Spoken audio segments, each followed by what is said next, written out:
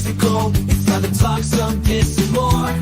We gonna talk about it all. DVD, CD, UHD, VHS, books, Blu-ray. Who knows, maybe you'll even see a laser disc today. Let's get physical. We wanna talk some physical media. Movies and TV, music and more. Come check out what we have in store. This is the media house stream. It's time for some physical media on FanZcene. I know it was like really popular because it like won some Oscars and whatever, but Jimmy does dance. It's got the Mighty Ducks guy. Got that guy. No! Yes, but no! He's not the Mighty Ducks guy! It's Emilio Estevez! For the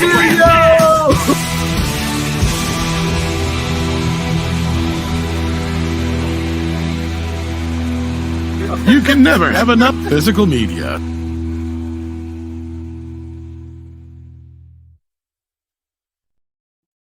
Yay! Yay! That's I was thinking. Way to go, Jack! Way to go! Cause your speed. Way to go, welcome. Jack. Way to go. We just watched that last week. Well, I did watch it last week. Yeah, you did. Pop quiz, hot shot. What do you do? What do you do? You just took 7 speedballs and you're going to fuck anything that moves. Yeah. But greetings. Welcome, fellow fellers, back to the Physical Media Show here on FanZcene. And with me tonight, as always, is Tom. 6 may or may not join us, so we'll find out. May or may not. May or may not. She does have the link. So my guess, here's my guess. In about 23 minutes, I'm going to hit it here. Boom. It's going to be 6. Like, oh shit, I just got up. I forgot. More than something likely. along those lines. More than likely. I could be wrong, but yeah. Yes. That was an insane stream last night on her channel. I tell you that much. Yeah. I didn't expect all that. And I'm mad at Kino right now. I see here we'll get into that when we get into releases here. All right. Well, I'll say hi to the chat and we'll get into that. And hail to you, Brian Barth. Glad to see you out there tonight. What's up, Clark the Sharky says, I'm at the Odyssey now, but we report on it next week. I'm sure Tom has seen it. Godspeed on a good show. You have seen it, haven't you? We'll talk about that. Okay. I could be honest with you. I'm not really interested in seeing it. That's just me.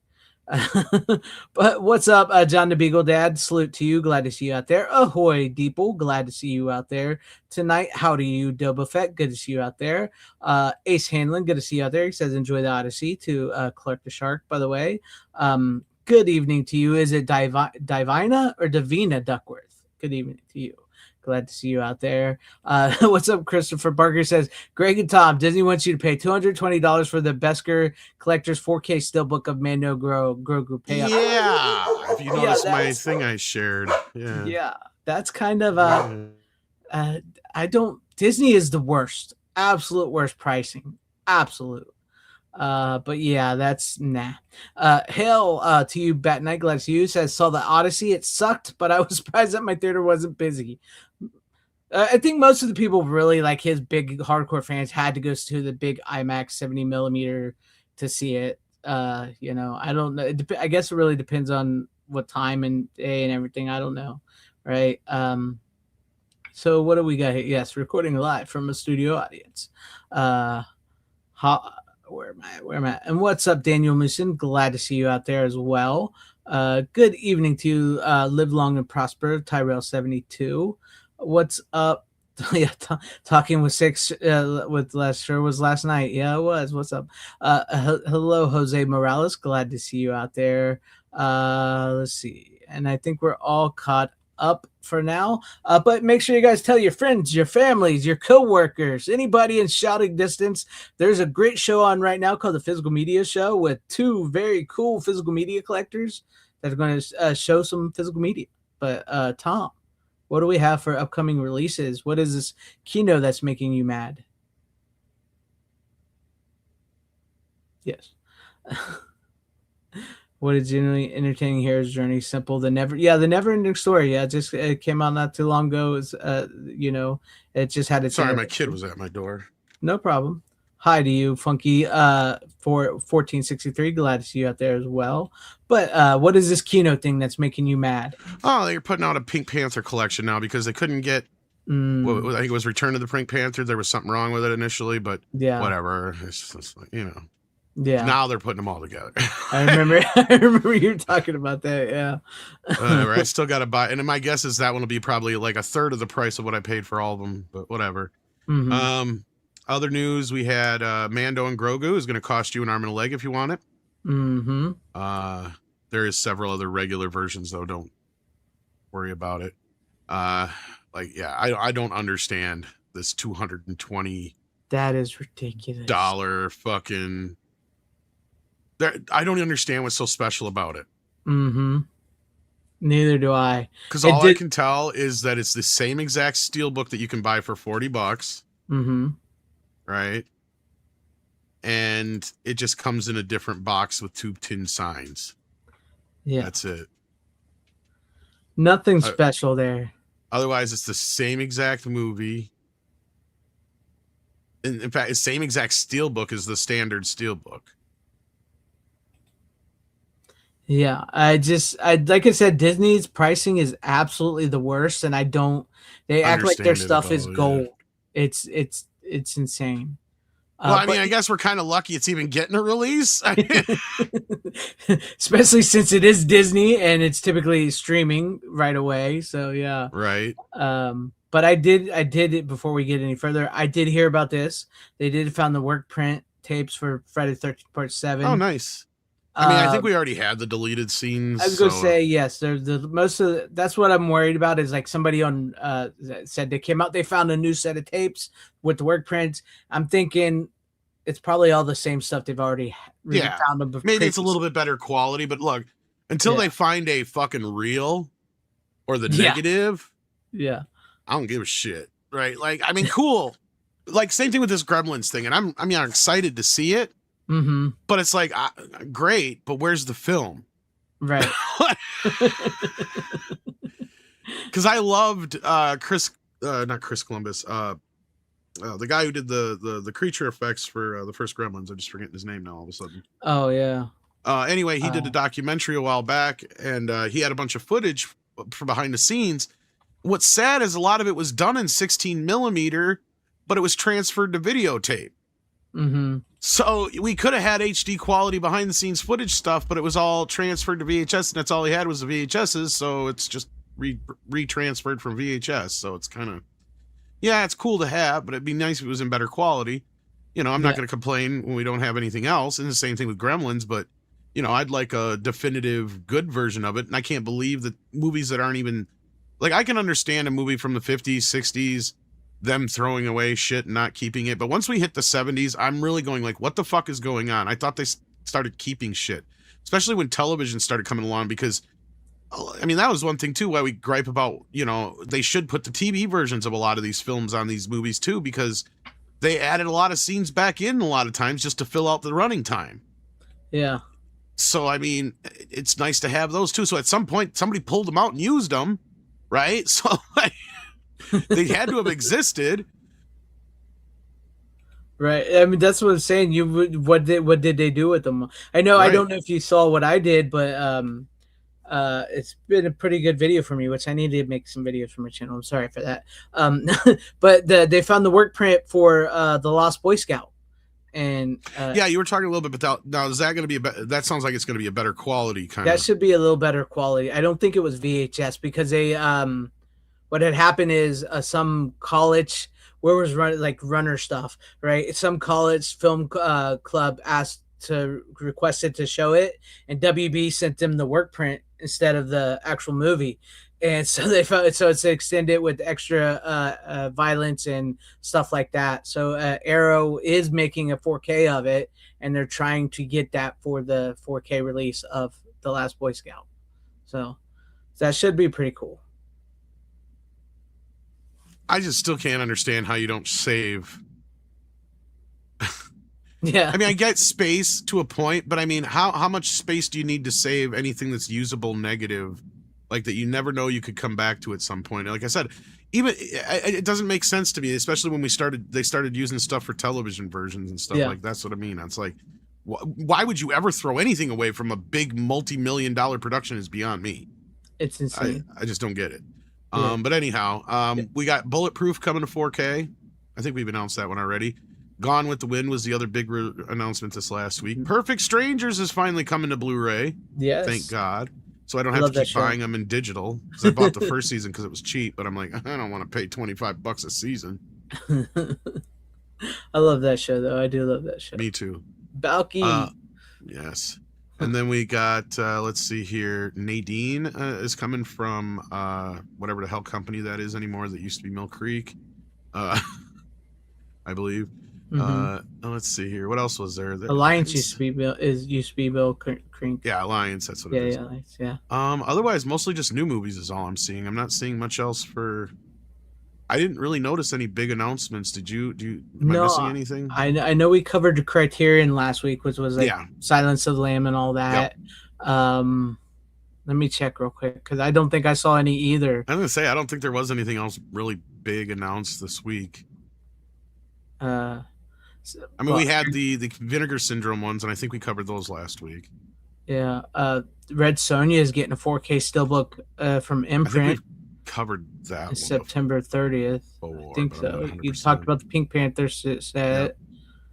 UHF is getting an official soundtrack release finally. Not the Weird Al music, but the John Duprez score. Yeah. So that's kind of interesting. I'm not seeing. I know it's not Blu-ray, but it's physical media and movie. Yeah, that works. That 100% works. Oh yeah, the Seventh Voyage of Sinbad also is coming to 4K. Oh yeah. Well, we already announced that like a while ago because that's coming in like today. It was yesterday. It was released. Yeah. Kino Lorber's doing the Dream Team with Michael Keaton, Christopher Lloyd. Is that going to be 4K or Blu-ray? I heard it was going to be Blu-ray. Blu-ray. It does say Bluray. Sorry, it does say Blu-ray. Because Nutty Professor was the other one they announced. I saw Nutty. Yeah, Nutty Professor. Yeah, it's finally coming to 4K. Yeah. Yeah, I think that's all I'm looking. I don't see any other. Not slow week for physical media news. Slow week. Yeah. Perfect Strangers is a good show. Fett. It's Doba Fett said we do. Yeah, that's exactly was my post, man. That we do the Dance of Joy. Finally, now we do the Dance of Joy. Die, die, die, die, die, die, die. Hey, hey, hey, hey. Don't be ridiculous. Delayed. He's a Balky. Two hot blondes. Just imagine two hot blondes just living there, and they both end up with them. Right. How do you pull that? That's what I miss. Which kind of changed the dynamic of the show a little bit. Mm-hmm. Because I don't know if you remember or not, but like the first season into the second one, they don't live. I don't think they live in the building. There was other girls around, and they were just kind of in the dating pool. And then as soon as those two showed up, then it was kind of like they were the consistent. Yeah. And then they ended up getting married by the last seasons and all that stuff. But and they had kids and everything. It always kind of reminded me of the Andy Griffith show. With how Andy went through so many women and Barney, he's always Juanita, and then all of a sudden they had the girl the teacher that Andy gets with, and Barney gets with the other girl, and then not Betty Lou, but something like that. I can't remember their names at the moment, but that's what it always sort of reminded me of once they got on the show. Yeah, but they would like much later, similar, much later they were actually allowed to date him. They were actually allowed to marry him and stuff like that. In the Griffith show, they would never even show him in the same house. I was going to say, in fact, after they got married off, isn't that when Andy left the show? I mean, it's been a while since I've watched it. Married, I got it. Yeah, I was going to say because in like the last season or two, he's not there because it's got the guy who ended up on Mama's Family. Mayberry RFD. Mayberry RFD. RFD. Yeah. Yeah, no, I love Perfect Strangers. It's basically, The Odd Couple, don't get me wrong, but the beauty of it is it kind of sprung from the character that Bronson had played in Beverly Hills Cop. That's pretty much what it was. Yeah. Was like that, just PG. Yeah. Or G, actually, more so, but yeah. Yeah. And how many people know Family Matters was sort of a spinoff of? Not many, actually. Yeah. Because what's funny is I think Family Matters ended up going longer than Perfect Strangers. Perfect Strangers did, because I think Perfect Strangers had, I should have looked now that I took it down. I think it had like 6 or 7 seasons, and the last season's very truncated. Mm-hmm. And then, but I think Family Matters went on for like 10, 11 seasons or something like that, didn't it? Yeah, it went on for a long time. Long time. I remember Urkel was getting a little too old for those fucking Yeah. suspenders. Like they even moved it from what was it on ABC, right? Or Yeah. and then they moved it to another network for like the last 2 seasons. I can't remember which one, but like you're not wrong. Yeah. And then like I remember the last thing I remember was like what's her face was going to get married, but then she didn't, and it had something to do with Urkel, and I can't remember what now. And then it's just been so fucking long since I've seen it. Yeah. I believe her and Urkel 9 do seasons, get married. close enough. Yeah. I was gonna say, yeah, it's had something to do with, yeah. I don't remember all of it, but it's Yeah. been so gall darn long. It's been a long But time. yeah. Yeah, I've seen it. Tom's actually brought it on, yeah, I believe. yeah. I Yeah. mean, I haven't watched it all in years, but I have the entire run of the Yeah. Blu-rays. All right. Do you want me to go first since you have less than I do? Well, you said we kind of basically you have less, or I have less, but we have the same amount of picks, right? Yeah. So Well, I have 3 movies, but 2 of them go together. right. So we can Yeah. flip a coin on it. But I mean, I could start with just that, or I could just start with the one since You know we what? already know. Might as well you No, I'm go gonna first. talk Since, about it. Yeah, since I'm going to talk about the Odyssey. Let's get this shit out of the way first, yeah, because I watched figured. the good version, or a good version, called Ulysses, because that's basically the Italian name for Odysseus, starring Kirk Douglas, the original classic from Dino De Laurentiis Studios. It was an Italian-American production, and this is a pretty decent release from Kino Lorber. The sound's a little tinny, but you got the English version and the Italian version running just slightly longer. But what's neat about the Italian version is that it has the subtitles and they're speaking in Italian. So it almost adds like an air of gravitas to it compared to the American version. Because the American version, much like the modern one, I mean, everybody just kind of talks like it's the 1950s. Right. It's just dubbed over. I mean, anyway. Yeah. So, and a lot of times they're just truncating a lot of shit just to try and shove in whatever. And, you know, so it's decent. So whichever version you choose to watch, here's the thing that's funny about this version of the film. So, I mean, it's a pretty straightforward adaptation of the Odyssey. The main change being in the beginning of the film, they give Odysseus, or Ulysses in this case, amnesia so he can tell some backstory and get us rolling through the story. Guess what? The same shit happens in the new one. After watching this, I got to the point where I'm like, you know what? I'm convinced that that Emily Wilson, the chick who was the basis that did the adaptation that the new one's based on. Yeah, the feminist revised version. Yeah, I'm convinced she never actually read it and she just watched this movie. Wouldn't surprise me. Because everything that's every major beat in the way it's kind of structured and all that kind of stuff is in the new version, just elongated and feminized. And you can see where she would pull that from this version because it's a bit more macho-esque. Yeah. Kind of like, you know, it's got fucking Spartacus is in the son of a bitch. Yeah. Which is funny is I don't know if you've seen that clip of her talking about how she did not like what Christopher Nolan did with Odysseus in the movie. She actually wanted him to be more manly. Which is surprising. Yeah, well, I didn't hear that part, but I heard her saying that she didn't like the romance between Matt Damon and what's her face? I just forgot her Calypso, name. the No, Penelope, the other one. Catwoman. What the fuck's her name? Oh yeah, Anne Hathaway. Anne Hathaway. And yeah, they got zero fucking chemistry in the movie, but they only got like 2 scenes together. Right. I mean, like 3 maybe. I mean, okay, so like what is the big overall thing? Okay, so the new one, oh fuck, this movie, I tell you. First of all, it's just miscast across the board. Okay. Well, the Coen brothers did do the Odyssey as even though they had never read it. Yeah. But I mean, they just that still hits the major beats. And honestly, if that's what Nolan was trying to do, was like a more grounded, realistic kind of story, which is kind of how it sort of starts out for like the first hour or so, and then it goes off the rails with that.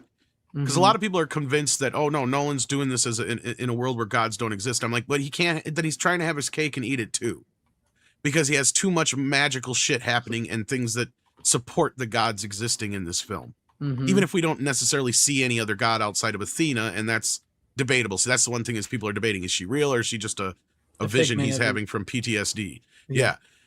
So like this is the whole thing. So like the original story is this: you know, he wakes up on this island. In this version, though, instead of the new one, he wakes up on the island close to Ithaca, but he doesn't remember anything, and he almost gets married to this like princess and shit.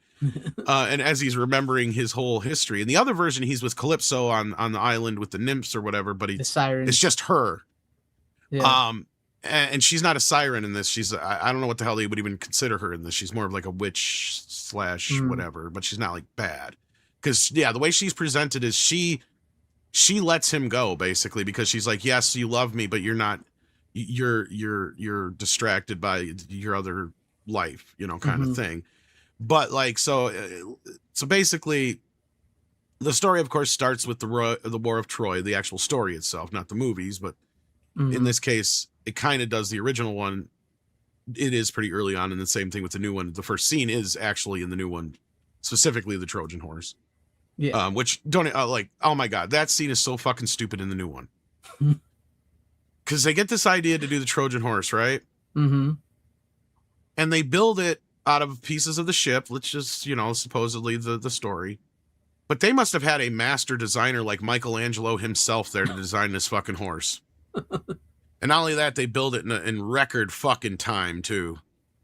Like, do you guys realize how long it took Michelangelo to paint the Sistine Chapel? Yeah. People don't understand how long these things kind of take sometimes. Very long time. But evidently, it took them just a couple of days at best to build this fucking horse that looks amazing. It's a great piece of art. Like, you would love to have this thing in the middle of your fucking living room. Like, that's beautiful. Not only that, they build it right on the farthest part of the beach to where they know the tide is going to come in. Okay. And then they cram all their men in there. And no, this thing is standing up on its end, right? It's not on all fours. It's not even on wheels. As it's depicted in many versions. And so that's one thing I was kind of funny is like, how were they able to construct wheels, let alone the rest? I mean, some of the rest of this shit I can understand, kind of making a makeshift kind of looking like a wicker horse thing out of the fucking boards of the boat and shit. But like, yeah, it's not going to look too goddamn fancy, guys. Let's be fucking real. And it has to be functional, right? Like that's the whole point is it needs to be able to fit an army in there. Yeah. So I don't know how they fit more than 8 guys in this thing to begin with, but they somehow cram a whole buttload of people in here. And they sit there on the beach for like 3 days before they're discovered. Okay? Imagine the smell. And that's what I was getting to. So like the first few nights guys die because the tide comes in and they drowned. And then, it smells of piss and shit because they're just pissing and shitting on each other. And I'm sitting here going, so you're expecting me to believe that the Trojan army comes up on this thing and they're like, "Well, this thing looks neat. Let's drag it into our fucking kingdom." Instead of going, "Oh my God, what is that fucking smell?" Because you would have like 8 squished fucking dead dudes in the bottom of this thing, mind you. That's where you got to be like, you got to present it as a gift. Well, and then that's where Sinan comes in, aka Achilles, aka Elliot Page, because they get killed right away by the Trojan army, and as he's dying, it's dying, he's dying, they're dying, what the fuck ever. It's a gift. Ugh. But here's the big catch. Somehow, they built this without Sinan knowing that these troops were going to be inside it. What? And he volunteered to be the one to present it to the Trojans as a gift. So in that, basically that left Matt Damon in the position of not telling him what this was going to be. Because under the chance that he were to be tortured, he didn't want him to give up that there was a Trojan army inside. Or the Greek armies inside, right? Right. The Ithacans, or whatever you call it. Yeah, from Ithaca. Yeah, so... This just sounds dumb. They literally, dumb. In every version you've ever read or seen, they always have the horse right outside the wall, which makes presented sense. to him as a gift. Like no, they drag this motherfucker up the beach, up the side of a fucking hill, all the way. Like I don't know how long. So now add in the 3 days plus however long like the whole it took them to maneuver this up the way. The way they're doing. Right, and the way they're doing this is the way old lumberjacks used to move big old fucking trees down the fucking hills and shit. So you got a bunch of smaller... Oh, fuck. So they're rolling it on top of logs and shit and dragging it with like literally hundreds of men. Now, it's taking this many men to drag it up the hill, and you're willing to make me believe that they were building this on the beach with just a matter of like a couple dozen guys or whatever it was in secret? Yeah. So whatever. So all this happens, they get out and they bust in and they do their thing. But basically, just fast forward, it turns out that this event pissed off the gods because they broke what is called Zeus's law. Mm-hmm. Although this is never in any of the versions ever before in the history of ever. And these same people that make this would applaud, the Vietnamese and the Viet Cong or however for their guerrilla warfare and whatnot. But this was a step too far for Ithaca, who was in the midst of a war that had been dragging on for a decade. Yeah, this is just too much. You guys came up with the plan to win a war. This is too much. To end a war that had been going on for a fucking decade over 3 bitches. Right? Like, that's what this really was about, is one dude stole another dude's chick. Yep. And let's not even get started on her. So Right. Well, and she's buried in the movie, but it's like they try to downplay her. Mm-hmm. And they even give her a part where she goes up to Tom Holland's character and goes, "Tell your mother I'm sorry for all the wars that were carried out in my name." Mm-hmm. Like Anne Hathaway is way better looking than her. Well, not just that, but then Anne Hathaway, like, don't even get me started on her character. But anyhow. Yeah. So I know this is taking forever, and we're only in the first scene, guys. By the time I get done with this conversation, there will be suitors in your house. This is a long-ass fucking thing. Like, oh my God. So anyhow, frankly, like I said, because the Dino De Laurentiis film manages to do it in about 1 hour and 40 minutes. Mm-hmm. And yeah, it's a little truncated, don't get me wrong, but at least it hits the major beats, right? Because this movie's trying to labor under the idea that Odysseus had pissed the gods off because of his raid on Troy by using deception, and in which he broke Zeus's law, right? Mm-hmm. But just like the original story and this movie, they have pretty good luck up until they hit the island with the giant Cyclops. Yeah. Right. In fact, even in the Nolan version, the guy even points out how he's having such good luck. Yeah. Because that's the thing, is he's like, no, we're going to skip that island. We're going to wait till the next one, And he's like, what do you mean? You better hope there's a next one. Trust me, there'll be a next one when we need it, like thing. So he's clearly got the wind of the gods on his back. Everybody's on his side. Everybody's high-fiving him for what he did. He managed to do good, what have you. So they get to the island with the Cyclops, and they get greedy. Because the Cyclops has a bunch of sheep and cheese and all this other stuff, and they get themselves trapped in his cave. Yeah. So they come up with a plan to get out, and the plan consists of, in the original version, they get him drunk. Yeah, they get him drunk and like dance. In this version, he just eats 2 of the 3 of them, and then he fucking falls asleep. I shit you not. And then fucking and in both versions, they take and they poke him in the eye with a big fucking stick. So then after that, they grab what they can and they get the fuck out the next day by pretending to be sheep, right? Mm-hmm. So all this is fairly similar to the same. They're pretty close to each other in that respect. But the big difference, and this is the point of the whole thing, right? Mm-hmm. Because Odysseus, the thing about Odysseus is he's not only is he a great warrior, he's cunning, right? Mm-hmm. Like that's what puts him above and different above the rest. He's kind of like the first Batman. Yeah. Right? You know how like a lot of the Greek gods are like superheroes? Then Odysseus is basically Batman. Yeah, that's right? Like the whole basis of DC is like Batman is like Odysseus, Superman is like Zeus, and so forth. Yeah. Because he's human, but he's one of the smartest men alive, and he could get out of anything, and he always manages to squeak by and da-da-da-da-da-da. Yeah. And he can always figure shit out real quick, which they do a few scenes in the film, which do show his cunning and him being bright. But it's just not handled very well overall compared to the original story. Mm-hmm. So as I said, here's the pinnacle of the thing, because like in this version, in the original version, and in most versions, all the versions really, because it's the main point, is because one of the ways he gets away from the Cyclops is because there's other Cyclops on the island, right? He's not the only one. Mm-hmm. But the one they happen to maim is the one that happens to be the son of fucking Poseidon. And he's calling all the other ones to come help him, which they don't even really... Look, in this new version, you could barely understand him and what he says. Which is sad, because they actually have a really good actor playing him, I guess. And I wouldn't be able to... You wouldn't know it. but it's Yeah. the dad from the Stuart Little movies, who's actually a very famous Broadway actor as well. Yeah.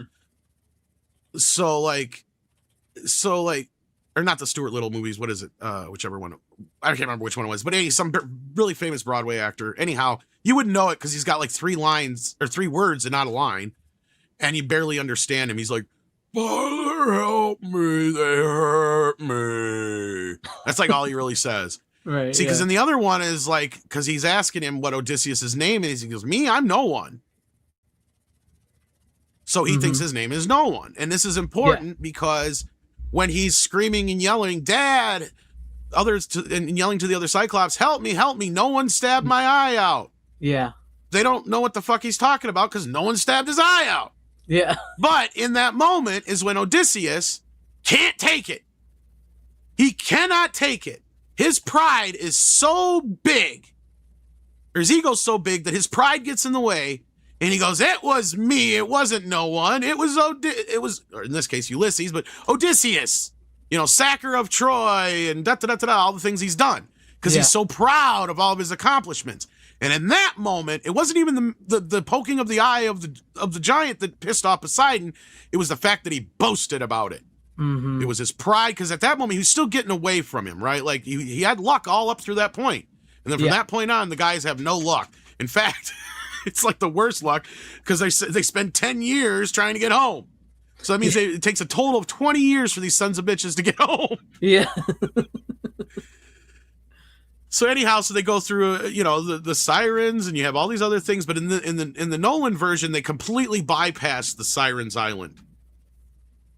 Like they see it, and he's like, "Tie me up to the thing because I want to hear the song." And all you see of the sirens is they're literally off in the distance, and they're basically a CGI chick like flipping up her hair, basically.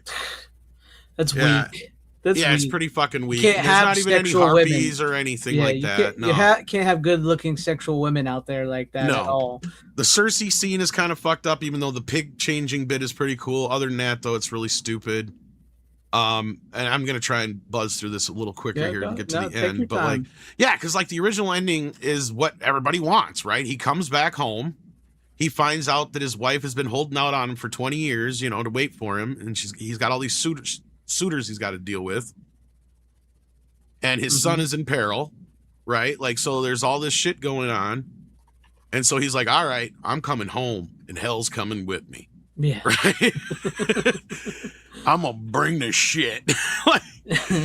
So in this version, the original version, he comes home and he just kicks some fucking ass. Yeah. Right? Yeah. Just kicks some ass, takes his wife and goes, "Let's go." Yeah. And then I'm taking back the glory of my kingdom. It's the end, like that's what it is. And they don't even have the gods so much in that version, a little bit more than they do in the newer version, but they're kind of necessary because, and then everybody knows, if you've ever seen Clash of the Titans, there's always this soap opera, bunch of shit going on with the gods. Yeah. Because that's kind of what happened to Odysseus, is he had Athena on his side, so Zeus wouldn't let him be killed by Poseidon, because Poseidon just wanted to take him out. Yeah. So it was basically like a compromise of, all right, fine, we won't kill him, but it's going to take him 10 years to get home. So, like that's kind of like how it works out, but they don't really get into that aspect of it too much. But so anyhow, he gets home, and in the new version, though, he doesn't fight with his son, right? In the original version, his son fights with him and stuff like that, and that's kind of the whole thing. In this new version, they really cuck out Tom's character. Like, he gets the shaft so hardcore. He's treated like such a baby throughout the entire film. Like, you literally have a scene where I'm sure you've seen in the trailers or in the clips where Pattinson, where I don't even understand why they didn't let him use his original accent, because he could have give Alan Rickman a run for his money in Robin Hood with how good he's hamming it up here. I know, it's like everybody's talking about how good he's hamming it up, but if he would have had his British accent, it would have been so much better. It would have been that caliber, because he's because he's got a scene where he's like, "Look at you, you're nothing but a sniveling bastard, pining for a father or daddy who's never coming home." Like, that's almost an exact verbatim line from the movie. Now reverse that and let Pattinson say that like he should say it, because he's got an accent and all that stuff. Yeah. I think it would sound much better and more deviant, right? "Look at you, you sniveling swine. You're nothing but a sorry bastard waiting for a father to come home who's never coming back." Even if like they something were, like that would sound much more intimidating. I know, like even if these people were like not really Greek, they should at least had accents. That's what I It hate. adds to the gravitas. It does. It transports you regardless, and that's like Nolan's biggest thing is like he strives too much to make something. It's clearly modern day LA, right? So just go ahead, Tom, but continue about. But yeah, so I mean, there's more to it than that, and I don't want to bore everybody with everything because I mean, I broke the movie down a million times. But yeah, so in this version, Tom's character doesn't even fucking fight. Yeah. He fights one guy and he barely wins. And it's That's just crazy. I want these beggars out of there. Yeah. Oh God. And yeah, that's the sad part is I don't know why people are saying he's so good in it because that's the problem with me is it comes off as horrible acting. Mm-hmm. The way he has to do it. It's like if you just let him ham it up in his original accent, it'd have been great. Yeah. You know? And even like Penelope, like Anne Hathaway's character, if you let her speak a little more regal, and then Tom Holland could have talked in his more regular British kind of too. accent too. Yeah. I mean, it would have helped, I think. I don't know if you've ever seen the Armand Assante TV version. No, but I've heard a lot about it. It's pretty good. It's pretty good. I guess it's on Netflix, so I have to check it out. But yeah, I was good. I was wanting to buy the DVD of it. It's like it's out of print, and it's a Mill Creek DVD, by the way. And there people are selling it for like $100. I'm like, no, thanks. Right. Right, but no, yeah, I have the Odyssey. I have the book, and I know the story and everything. And from what I've seen and what you've described and stuff, it just does not instill confidence in me to actually want to see the movie or know that I would even enjoy the movie personally. So, Tom Hardy might as well have been the Cyclops. Plus, yeah, I've heard a lot of things about the sound too. It's like typical Nolan sound is you can't hear every other word. So I luckily didn't have this problem because I saw it in my little cheap shit theater. mm-hmm. So they don't have shit for a subwoofer. So I could actually hear the dialogue, and the way the theater's set up, the surround speakers are really spread out. Mm-hmm. So like I didn't have the issue everybody else had. But and this is like everybody else I've talked to have seen it in either a regular theater or an IMAX. They have all said the same thing. Yeah. The bass, the sub throughout is just constantly rumbling. Mm-hmm. And you can't understand or hear. And multiple people have said that they either have a headache or their ears physically hurt by the time they leave the movie. Mm-hmm. Like that is like, I'm sorry, you can sit there and pretend all day long with your bullshit after Tenet and the last film, and but fix it. Fucking fix it. Get a real sound designer in there. Whatever the fuck you're doing, Nolan. Horrible. Yeah. I don't understand it. Like, are you trying to make it sound real world, or what the fucking deal is? Because it's not what movies are about, right? That's a documentary. Mm-hmm. And even in documentaries, they strive to try and at least get the good audio, right? Like, yeah, at least Yeah, it's all about that bass, Davina. That bass. Oh man, I have to see this one. I don't think I've ever seen the Ulysses one, so I do have to see. It's a Kino release. I'm sure you can get it. I think I got it for a steal on cheap, one of their deals. Yeah.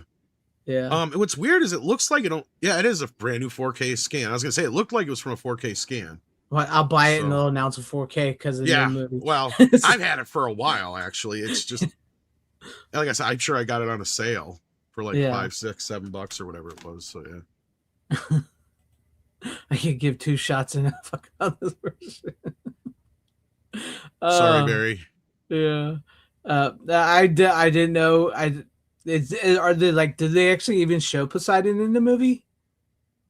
No. So why would the only god that technically gets shown is Athena, and like I said, people are debating if it's even her. Right. So, because a big part of this, and this is my point, is where I find it confusing because a big aspect of the film is, you should be nice to strangers and beggars because you don't know if they're a god in disguise. Mm-hmm. And Odysseus is going through this PTSD because after they start the raid, at first they're just fighting troops, but then all of a sudden they're doing nothing but slaughtering women and children. Mm-hmm. And he's just standing there watching the shit happen, and then fucking Zendaya's being drug up there because she's like one of the priestesses or something like that. And she looks right at him and says, "No, don't let them do this," or something like that. And they cut her head off. And as soon as she cut her head off, then the statue of Athena's head gets cut off too. So I thought that Right. was a symbolization that she was Athena as a human, and he allowed this to happen, and that was his sin, right? And everybody Right. else is like, oh no, he's just seeing her as Athena because that's the girl he saw, that blah blah blah. I'm like, I get that, but like to me, and then they're like, well, no, it's because Nolan said there's no gods in the movie. I'm like, but he goes to fucking Hades. Right. I mean, and we have an island with a fucking giant cyclops, and we have an island of giants, and we have an island of sirens, and we have a fucking island with a witch on it. And there's 6. I told you. What did I tell you? How many minutes? Yeah. Oh, 40 minutes. We're about 40 minutes in. She says You're it's 20 minutes late. 20 minutes late. I sent you the link if you want to join, Six. She's only 20 minutes late because I said she would about 23 minutes after we started. I said she'd be like, Yeah. shit, I'm awake. And she gives us a rainbow super sticker. Yeah. Thank you. Thank you. But yeah, Six. so the biggest issue with the film overall is that it's just basically the new one is white man bad and you should be nice to immigrants. Yeah. I mean, It's really what it is. you got Asians and Indians and everything Yeah. playing Greeks, right? So It's because I'm talking about this, Six. Ulysses. Oh, Yeah. she's working. She's working. Okay. Oh, you had to work? That sucks. I figured you'd be like fucking got up late is what I figured. All right. Yeah, I'll probably wait to watch it if I at all. I probably will not buy it. And so- a lot of people are saying this too, is like they don't even understand why he's making a big deal about shooting it on IMAX and all this shit when he went and dialed down everything in the fucking color timing. Like it's nothing but gray. Yeah. Like the whole movie is nothing but gray. Went and shot it on the Mediterranean and over in Rome and Italy and all that shit, and fucking all gray. Like Yeah. it looks like a rainy day in fucking London. The whole movie. Yeah, but yet they're all American, so it can't even look like gray, rainy London. But no, they're all American accents. Yeah, I did hear Elon Musk wants to make an AI version of that. Well, I did. like okay, so like when he gets back to Ithaca, he lands on the fucking beach, and he's laying there on the gravel on the beach, and Athena's standing there or sitting there, and she's like, hello or whatever, and he's like, hi, where am I? And she's like, you don't recognize your own home? And I'm like looking around like, how could he fucking see if it was his own home? It's nothing but fog. It's fog and gray. It looked like any other beach.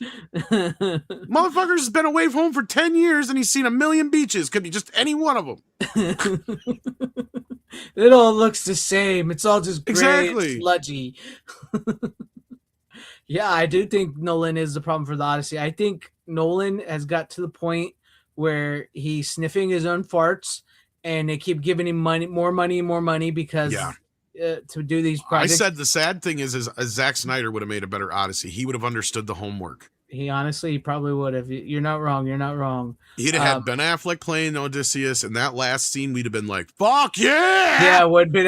That's what I was like. You used the wrong Boston boy because Ben Affleck. I don't think he would have done what Damon did. He would have kicked ass, and he would have kept the throne. No. He wouldn't have vacated the throne like Damon does at the end, which I've heard. I don't think he would have talked as much either. Yeah, he would have talked as much. Yeah, it would have been a lot better. Now, have Affleck in it with Affleck directing, I think that'd have been a much better choice. Yeah, that would have been even way better. Because I know actually. Affleck wouldn't have let his version of the character be fucking cucked out like that. Oh, guaranteed. Damon of the two definitely seemed like the more sensitive friend. Well, there's that scene. There's that specific scene where he's saying, "I'm gonna go take him out," basically in so many words. To John Leguizamo's character, and that does not have the gravitas. It doesn't have that moment it's supposed to have. Yeah. Right? Like, and Right. I think it would have if it was somebody like Ben Affleck or somebody else like that who was going to switch this shit on. Even Keanu Reeves. Oh, definitely. Keanu would have been pretty damn good, actually, to be honest with you. Especially if you're going for a diverse Odysseus. I'm coming home, and hell is coming with me. Whoa. I'm gonna make him say wow. It's just he's the wrong person. Honestly, Nolan should have stuck to smaller movies like He'd have been better Memento. as like Mentor. See, that's Yeah. the thing. Matt Damon is that kind of character. Mhm. He's the kind of guy you go to for The Martian. Like he'd have been great in Project Hail Mary. Yeah. He's that kind of a guy. Yeah. He's like Ryan Gosling, but I actually think Ryan Exactly. Gosling might be a little more manly.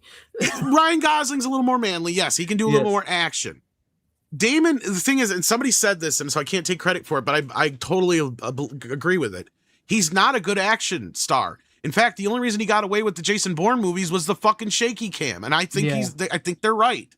Yeah, I mean, like the last couple Jason Bourne movies weren't very good. He doesn't handle himself physically very well in this movie. Like, you don't buy that he's supposed to be this great fucking warrior. Mm-hmm. Like, when he's pulling out the bow and arrow and shit, he's like wobbling around and shit, and it's like, dude, what the fuck? Like the post I saw you where his stunt double was a woman. 20 years ago, Mel Gibson would have been perfect for the fucking Mel Gibson Odyssey. would have made a great Odyssey movie. Oh, man. Well, that's what Elon Musk said. He would give Mel Gibson money to make Odyssey. He did give $100 million to make it. It doesn't interest me. I do know the story. I like I said, I've read the book and I've seen the 97 version, which is pretty good. Probably better off sticking with some of those. And now there was a more grounded, realistic version called The Return. I haven't seen that. I have not seen Troy since it first came out. I barely remember it. I remember not really liking Troy too much, but maybe I should give it a rewatch. Yeah. But yeah, that's, and like I said, I think Nolan needs to go back to movies like Memento and stuff like that. It's like giving him these big budgets. Inception was fine. His thing is like, Inception was right. His thing is like he's kind of making these independent like films that you would get away with. Like, honestly, I'd like to see him make a Western. Like, I'd love to see Nolan tackle like a Western or something like that. Something that is historical that actually he can sink his teeth into, because Oppenheimer wasn't that bad of a movie overall. Now, I had a hard time getting into it on a rewatch. Couldn't get through it, but the first time I saw it, I was like, this is probably his best film overall. But it's probably because he had such a strong basis to work from. But the problem is, and he even said this in an interview, is he couldn't have made this movie had he not made Oppenheimer. But the problem is he tried to apply Oppenheimer to this character. Maybe that's also what Emily Wilson's pissed about. Because basically the Trojan horse is a stand-in for the bomb, basically. But yeah, that's what I said. He just modernized it too much. Yeah, well, there's that too. Yeah. All right. But, I mean, there's ways you could have done it, like, how Baz Luhrmann did Romeo and Juliet and stuff like that, or what have you. But anyhow, what do you got for us? That's what somebody was saying, is like, if you wanted to do, like, you could have used this cast, set it in modern times, and did it like that, so much. Anyways, you could have done it with gangsters instead of kingdoms or what have you. But there's all sorts of ways you can tell. I mean, this story is so universal, right? Because a lot of these stories and myths, they're all the basis for a lot of the same stories we keep telling all throughout time anyway. So they're just variations on the same things. Very true. I would hate to see what Nolan would have did with James Bond if he actually made a James Bond movie. If you thought the Daniel Craig last one was pretty bad, oh boy, look what he did to Honestly, I think it'd be mostly in line with those, I bet. Yeah, probably. The Prestige wasn't bad. Prestige is actually not. I like The Prestige. I still gotta watch that one. Don't get me wrong here. There is Christopher Nolan movies I do like. It's just I think he's got to the point where people are starting to blow too much smoke up his ass, and he's starting to believe his own hype. I think that's where he's at. He's too big to fail for Hollywood. That's a problem. I'm interested in Brand New Day. I can't say I'm too excited at the moment because I haven't really been excited about a superhero movie for a while. But I'll give it a shot. I'll give Brand New Day a shot because Spider-Man at least isn't so bad as some of the other Marvel movies going on. Sony's got a little hand in that. So, but what do I got? And I have nothing to go off of that, Tom. Nothing, because I didn't watch any I did watch some epic movies, but I'm saving those for the, but I'll go with this one. I watched Split Second with Rutger Hauer. I have that. I should watch that. Oh, this movie was good. To be honest, I've never seen this movie before. I had it. Speaking of which, shout out to Joe who sent this and a whole bunch of other movies my way.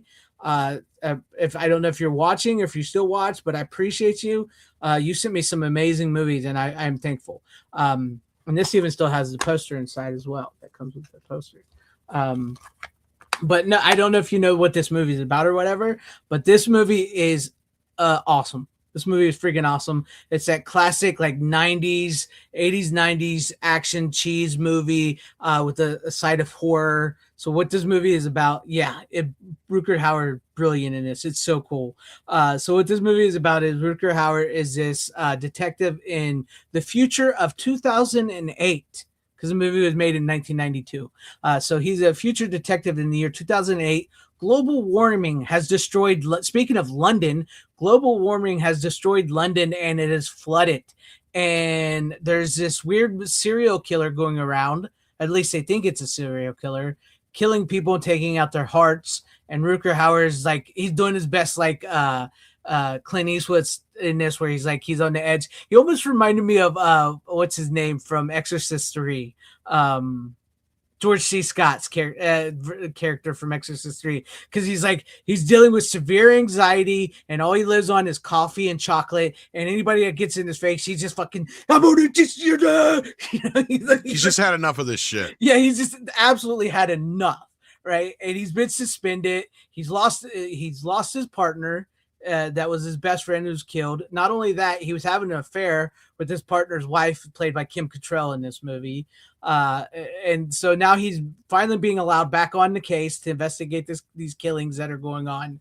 He gets partnered with a new young guy, and it's like sort of like a buddy cop movie, and they're like investigating like these. They got symbols, like occult symbols and everything. And it's actually, I don't know if you can see, but it's a really great creature design, because it turns out it's like a creature. They do like the Jaws thing, where it's like you only get hints of it here and there till the end of the movie, and that's when with the big fight, and you get the the reveal of the monster. It's almost like a demon. It possibly even could be the devil itself in the movie as they go on. But like, and what's funny is like, Kim Cattrall is in this movie, and you can tell exactly what movie Kim Cattrall came off of by watching her in this movie. What movie she had just finished and jumped into this, because she's got her Vulcan haircut from Star Trek: The Undiscovered Country, and you can see where it's growing out on the, where they shaved her on the sides there. So it's the same Vulcan haircut, black hair, it's growing out on the sides. So like, you can tell exactly. She must have jumped right into this movie from that. So I think it's this great buddy cop horror / sci-fi movie set in 2008 London, and it's just like Rutger Hauer is so good in this movie. It's like you could almost even see Dolph Lundgren or Christopher Lambert, or even who else do I want to say? Van Damme. They could have played this character, but not as well as Rutger Hauer is playing him. It's so good. Well, it's Rutger Hauer. I mean, exactly. He brings a gravitas to it that those guys. I mean, like, it's a movie that's designed to be like one of their type of movies, but Rutger Hauer brings that gravitas to the movie where you're like, yeah, now this went from a 7 to an 8.5 to almost a 10. Yeah, right. And the monster design is incredible, and it was actually designed by the guy that directed Blade. So like the director of Blade designed the monster. Chris Walas. That's the name of the guy I was trying to remember earlier. It's no hobo with a shotgun. I knew it was a Chris, damn it. He has a cop on the edge. It's a cop. Yeah, he's just like Rutger Hauer. It's so good. Cause like he's doing this, like you can tell he's sort of doing Clint Eastwood a little bit, because he's got the cigars and he's got the sunglasses and he's even doing the scowl. But like he's also got the little bit of that George C. Scott, where it's like, you get in my face, I can't take it anymore. I can't like living with this anxiety, fear, because he's been scratched by the creature when he's lost his best friend. So he's got sort of like this psychic connection to it. So like that's how he can track it. And it's just, it's just like this really fun early 90s action movie. Sadly, it didn't do very well, but it does have a cult following now. I think it was kind of mostly made just for straight for video anyway. It wasn't. It was released in the theaters. It was released. Yeah, but I'm trying to remember who. I think it was it Vidmark that made that, or who was it that made it? Imperial. It's Imperial. I knew it was really low budget, kind of. Yeah, it was low budget. It was like from a London studio, actually. Yeah. As well. I mean, I swear I saw it like years and years and years and years and years and years and years and years and years ago on cable. I don't remember much about it. Yeah, I had never seen it. I've always heard about it, and I've seen the poster a million times and everything. But this movie was fun. I loved this movie. If you guys have never seen this movie, definitely give this movie a shot. It's well worth it. It's such a good movie. Such a good movie. Went to see The Hitcher in the theaters. Yeah, The Hitcher is great. I still need to pick up the 4K of that. I've been meaning to pick that one up because it is a good one. Yeah, he's very seriously creepy in nature. Yeah, this is definitely a video store staple movie. You can tell just by watching it. And like Tom said, it was more or less designed to be like a video store type movie. But it's so good. I mean, of course, you get all the great things in it. Like you get, as always, you get to see Kim Control naked, as always, right? She's in everything she ever does. You get to see all that cool stuff in this movie, and it's got great action set pieces. His partner, the actor that plays his partner, the young guy, is great. He's hilarious, and it's just really good movie, and it does have, like I mentioned, that Jaws effect with the monster, the creature, and the way they show it, and like you're trying to figure out what it is and what he's doing and what he's leading up to until you get the big reveal of the monster, and it's really great. It almost looks like Venom esque, he almost looks like Venom, and it's all practical, so it works in that favor. Is the 4K worth it? I haven't watched the 4K yet. I've been meaning to pick up the 4K Hitcher. I know it just came out not too long ago. Was that Studio Canal that did that one? I don't remember. But yeah. So I didn't know if you had seen this or not, but I had never seen it. So, and it was really cool. It was really cool. I was glad. And shout out to Joe for sending this my way amongst a bunch of other movies. How would you describe Rutger Hauer? He's a phenomenal actor. Phenomenal. He never achieved like the status of like some of the people from that time era, but he's a great solid actor. If you needed somebody to do something like this or something like even more epic or even serious or Oscar worthy, you could get Rutger Hauer. He was great. He's phenomenal. Second Sight. Okay, Second Sight did The Hitcher. Okay. I was curious. Thank you guys for letting me know that. Oh yeah, put it on your list, Christopher. It's great. This is a fun time. Fun time at the movies right here. All right, that's all I got for that one. If any comments or questions, so yes, Tears in the Rain is great there. Yeah, Nolan cast Howard in Batman Begins probably because he was a huge fan of Blade Runner. Yeah, that's true. He is in that. Blade Runner is his one probably, but he's done so many great roles. But yeah, if you've never seen this, check it out. Incredible movie. It's great practical effects. A good old fashioned action movie from the '90s, which we don't really get much of these anymore. And I love the fact that they think like like global warming in 2008 was supposed to like basically flood the world. Here we are. What is it, 2026, and we're still being warned about global warming flooding the world, right? I believe when somebody said like 5 years ago we were supposed to already be flooded already, but the world only had 5 years left or whatever. So here we are. But no, it's great. It's a fun action movie. Great fun action movie. But Tom, to you, if you're ready for your next pick, because that's that. Well, dude. Like, I totally went to the Stone Age, and I saw a floating eyeball. Nice. And it was gnarly. And a laser beam shot out at me during the solo of Don't Fear the Reaper at the Blue Oyster Cult show, man. Nice. Yeah, I haven't I'm sure you've seen this movie in years. I forgot Lionsgate put that out. It's a Lionsgate Limited, I think. Yeah, Lionsgate Limited. But it's oh god, I haven't seen this movie since forever either. Like the video store age is like the last time I think I've seen it. Yeah, I mean, honestly, it was kind of like I always loved Dazed and Confused, but I always kind of leaned more towards the Stoned Age. And I know that people are like, what? I'm like, yeah, because they came out at the same time. Right. We had this happen all the time back in the day where you'd have one movie come out and they'd have a movie on the other end of it or on the tail end of it or just before it that was very similar to try and cash in on whatever it was. Even though there was no relation in their creation, it still kind of has that moniker, that what do you call it, stigma about it.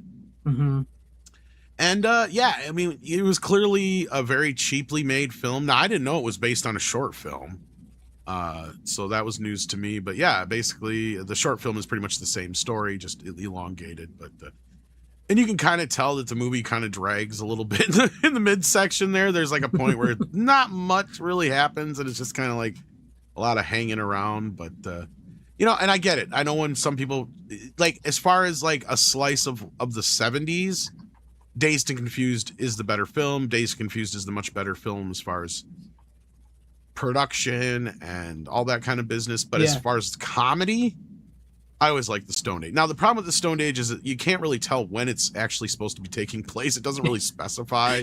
Just be high, man. It's kind of either the late 70s or early 80s. Something like that ish. But it's just it's a fun little comedy that we don't get these kind of movies anymore. And about these guys who hear about these chicks that are hot to trot. And so they try to beat all the other guys up to their house to party, you know, and it's just, you know, when all life was about was cruising and chicks and beers and all that kind of stuff and rock and roll, you know? Yeah. Yeah. I mean, I have not seen that movie in years, but I get where you come. I understand. Like, maybe you probably saw this before you saw Dazed and Confused, right? I don't think so. I just think that overall, for some reason, it just as a, I mean, again, I'm not debating which one is the better film overall as far as objectionally, just subjectively. I'll watch this over and over before I'd watch Dazed and Confused over and over. I mean, I get where you come because also we kind of like, me and you are similar in a way. We like those cheesy, well, not that it's cheesy, but you know what I mean? Like they're more like late night-esque. See, okay, here's the difference. I think I know how to explain this. To me, Dazed and Confused is a movie more like American Graffiti. It is, that's how they sold the movie. Exactly. Stoned Aged is more like a Kevin Smith film. Yeah, I get where you're coming from. See, like they're two completely different animals, even though they get, and like I said, it's they unfairly get compared constantly, or this was seen as the loser of the bunch because it did bomb at the box office compared to Dazed and Confused. But that's where I think, and they point out, you know, in the behind the scene or whatever, the featurettes on here, like it did find a cult following on home video and cable, right? Yeah. So, you know, and then now to this day, there's, you know, kind of a small little cult fan base for it. So, yeah. Yeah. I forgot that. This is it 4K, right? Or is it Blu-ray? No, it's just standard Blu-ray. And I think the scan is not horrible, but I'm assuming it's probably whatever HD scan they've had around for a while for the digital version or what have you. Yeah. It's I remember liking the movie. I like him both. We don't even know that guy. Yeah, but he saw you first. That's what makes you his chicks. Oh, it's a very misogynistic film. Yeah. Like that's the makers of it. They're throughout the whole making of. They're like, oh yeah, we totally couldn't get away with this now. Like, right. It's like even like I'm watching like to bring it to that misogynistic thing is like with Split Second. It's like he had an affair with his partner's wife, Kim Cattrall, and he still ends up with her in the movie, right? Yeah.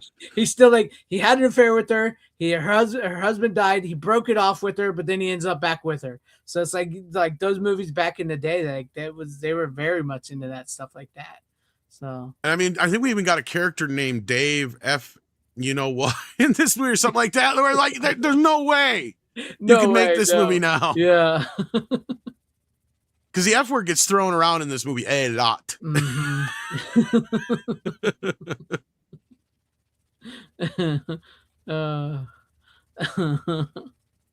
Harold and Kumar go to the White Castle. That's one of the last few movies like that. It's in the vein of that. It's very much one of those kind of movies. More so than Dazed and Confused, right? Like I said, like they unfairly get compared, but and it's the only other really thing I found out about the movie that because I didn't watch all the special features, I just watched some of them. Was like they wanted Led Zeppelin bad, right? Like they wanted Led Zeppelin music, and to me, I'm like that doesn't even really make sense because Led Zeppelin's not really known for their laser shows because they're like the movie's the same outside of that. They're like they just changed the concert. And I'm sitting here going, fuck, if anything, I can't believe it wasn't Pink Floyd.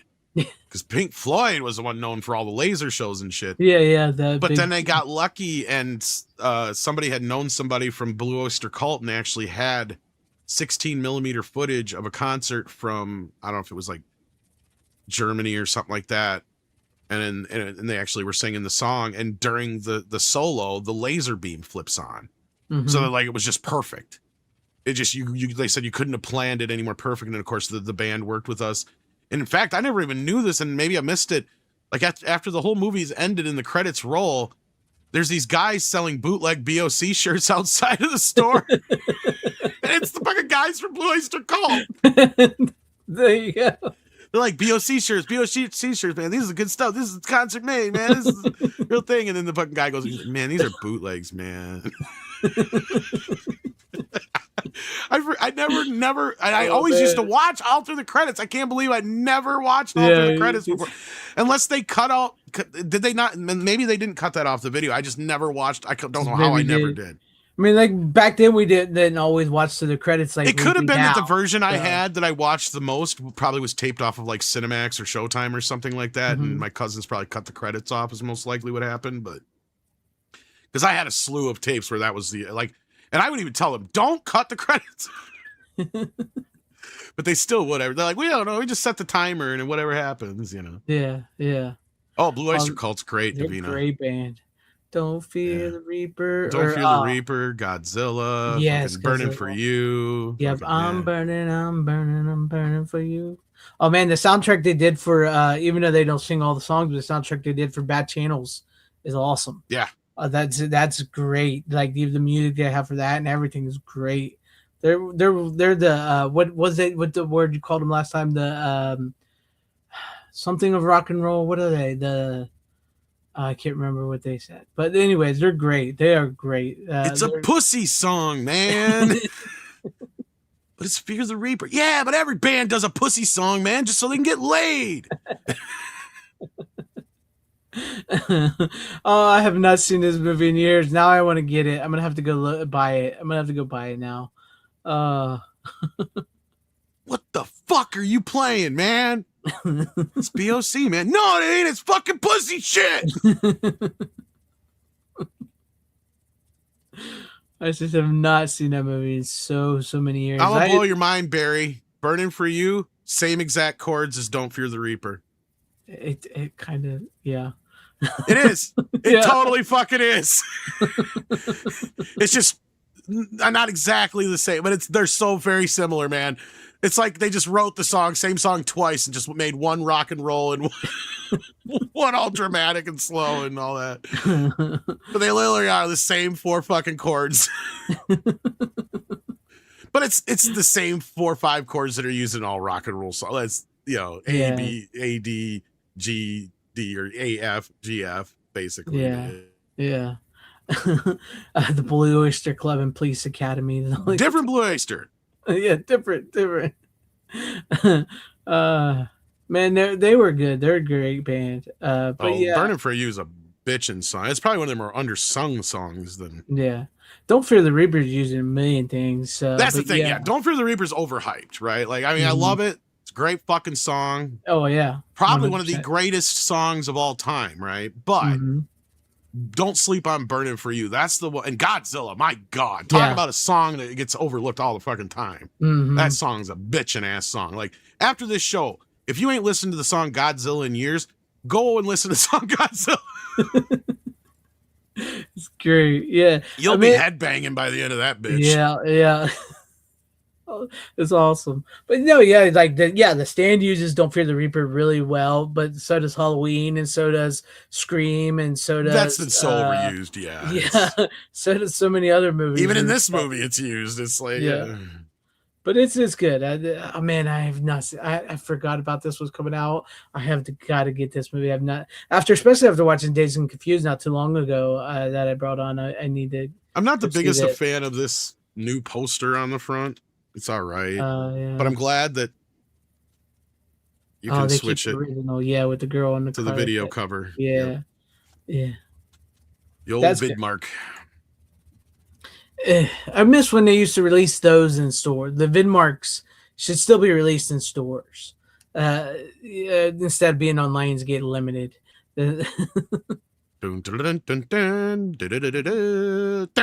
It's your logo. Yep. That's Trimark. Same difference. Yeah, same thing. It's a lot of the Trimark or the Vidmark. Trimark is just Blu-ray. the theatrical wing, which was very small. Yeah, It's more or less, we're going to put this out in theaters so we can charge twice as much for the video. Yeah, basically. pretty much. And you can tell which ones were straight to video because those only have the Vidmark intro on them, as opposed to like Leprechaun and Stoned Age, which have the Trimark video, and not the Vidmark logo. Yep.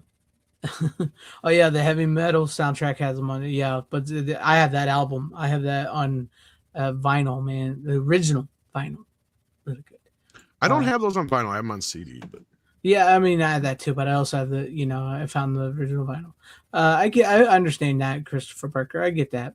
All right, but any final words on that one, Tom? No, that's all I got this week. I didn't get much else watched. I watched more Seinfeld, so I was.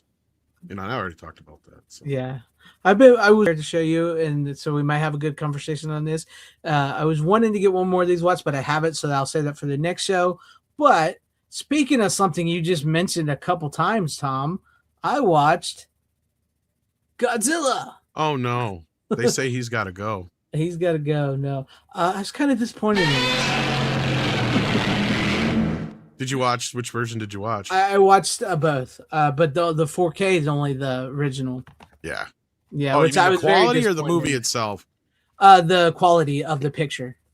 Yeah, that's what I was saying when I brought it on. It's like if you have the original Blu-ray, there's no real sense in upgrading. Yeah, this is like the Night of the Hunter and Night of the Living Dead are way better looking as black and white movies than this. I don't know if there's something wrong. I don't think with they have the negative for this anymore. For one, that's part. I was going to say, yeah, I don't know if the negative was gone or whatnot, but like I was kind of disappointed in the quality of. As far as I know, this is the best they have. Yeah. Yeah, I mean, this is probably the best movies ever looked. Don't get me wrong on that. But if you want the one with Raymond Burr, it's only on the Blu-ray, and it's not, it's not on. That's the 4K. the version I like. Yeah, that's a good one too. I mean, I think that's the one. But that's just because that's the one I grew up with. I was gonna say, I think a lot of us as Americans grew up on the Raymond Burr one, right? So, and I'll be the first to admit, his scenes add nothing to the movie, right? Like, not, really. not a goddamn thing. So. Especially because I watched the original first before I went back and watched the Raymond Burr one. So, like doing that, you can really see how they cut it into the movie. Really, yeah. Bad I mean, they're not completely different movies, but they're so different. It's like. They are like the way they're kind of presented. Yeah. They start with the destruction of Tokyo right off the bat with the Raymond Burr one. And it wraps around or whatever. Yeah, it comes back around. He tells the story of it, and it's shorter. It's actually shorter than the original version. But no, I mean, if you guys don't have this one already, this Criterion Godzilla, this is 4K. It is also available on Blu-ray as well. See, because this is the one I had for the longest time, and this is only the American version. Because for the longest time, we could only get the American version in the U.S. Yeah, through that. I don't think I saw the Japanese version until the first Blu-ray release of it, I think, if I'm not mistaken. Yeah. And yeah, because I had never seen the original not till recently as well, till that release and whatnot. But no, I mean, it's a great Godzilla's all-time classic. It's a great film. If you guys want this one, it's loaded with good stuff, special features and everything. And it's probably the best original on 4K, not the one. Oh yeah, it's the best it's ever going to look, probably. Best good look. But I was hoping, I put it in. I was like, I hope this look, because I remember it does look like they did something to the 4K, like some kind of enhancement. Yeah. And that's where I think some people might just prefer to stick with the Blu-ray. I don't know if you noticed that too. Like there's something about it. It did, and like it wasn't, I don't know, it looked darker in some spots as well. That wasn't. Well, I don't want to say they used AI, but they definitely did like some edge enhancement of some sort and some other things. But like, yeah. And to be honest with you can sort of tell too once you watch the Raymond Burr one, right? Yeah. Well, yeah, because that one's a totally different print. So yeah, different. Yeah, so you can kind of tell. But is it worth it? Yeah, it's worth it, especially if you don't have the other Blu-ray, and everything, and the Raymond Burr one and all that, because it's got all that special on it. And this is also Criterion on Blu-ray. You can just get the Blu-ray if you don't want the 4K. But it was good. I was a little disappointed. And it's the same version that's in that big old book too. By the way, same one. Yeah. I was thinking I almost bought Godzilla vs. Biollante. Now that one looks amazing in 4K in comparison. I was going to say, I remember, I think you brought it on, and I was wanting to ask you about it, and I forgot to ask you about it because I was going to buy it during the sale, and I think the sale's over now. So yeah, I may have to wait till the next sale to get that one. I wonder what the next one they're going to bring out is, but like, yeah, that one looked better. And I think that's probably why they jumped to those instead of doing something. Because I don't know what. Here's the thing: is I don't know what they have for the original. And this is where it's kind of confusing because Japanese are usually much better about, quality and keeping things and da da da da da. Yeah. For some reason, a lot of the earlier Godzilla films, they don't have good versions of them. I Yeah, guess it's weird. I guess what they had done was they had done 720p scans of them like 30 or 40 years ago, and then I don't think they got rid of them, but they were just in rough shape, and I guess they didn't save the original stuff. I don't know what happened. So like, for instance, Godzilla versus Kong, like the Universal version looks better than the one they have. Yeah, the Showa era box set. Yeah, because the version they have is only in like 720p, and the Universal one, even though it's like a few steps beyond the original master, still at least they have their master of it or whatever, so that version looks better. And I guess like some of the earlier films they don't have the negatives for, and a lot of the earlier ones they just did these 720p scans really early on in the days of, I think it was even predates DVD is my understanding, or something like that. And I don't know why they did this, but I guess that's the only versions that are available, and those are the ones that they put on them Criterion discs before too, I guess. And that's why a lot of them look crappy, is my understanding. I'm glad I never bought that box set then. I mean, if you can get that book thing for a decent price, go for it. I hate the book. I am not a fan of I don't like that. It was on sale for like 100 and something. That's still too much. Yeah, that's what I was like. Because I was thinking about just getting Biollante for that one. I was gonna say, at this point, you're probably just better off waiting for them to do them individually as 4Ks and stuff. Yeah. I was curious because I know that one was one of the harder ones to find, and it was only ever like released once or something. Yeah, that was another reason why I think they jumped to it too, because I have the other version of it, and like I said, that looks so much better than the other. Yeah. What is the best Godzilla film in your opinion? I've always been partial to Kong versus Godzilla. I don't know, but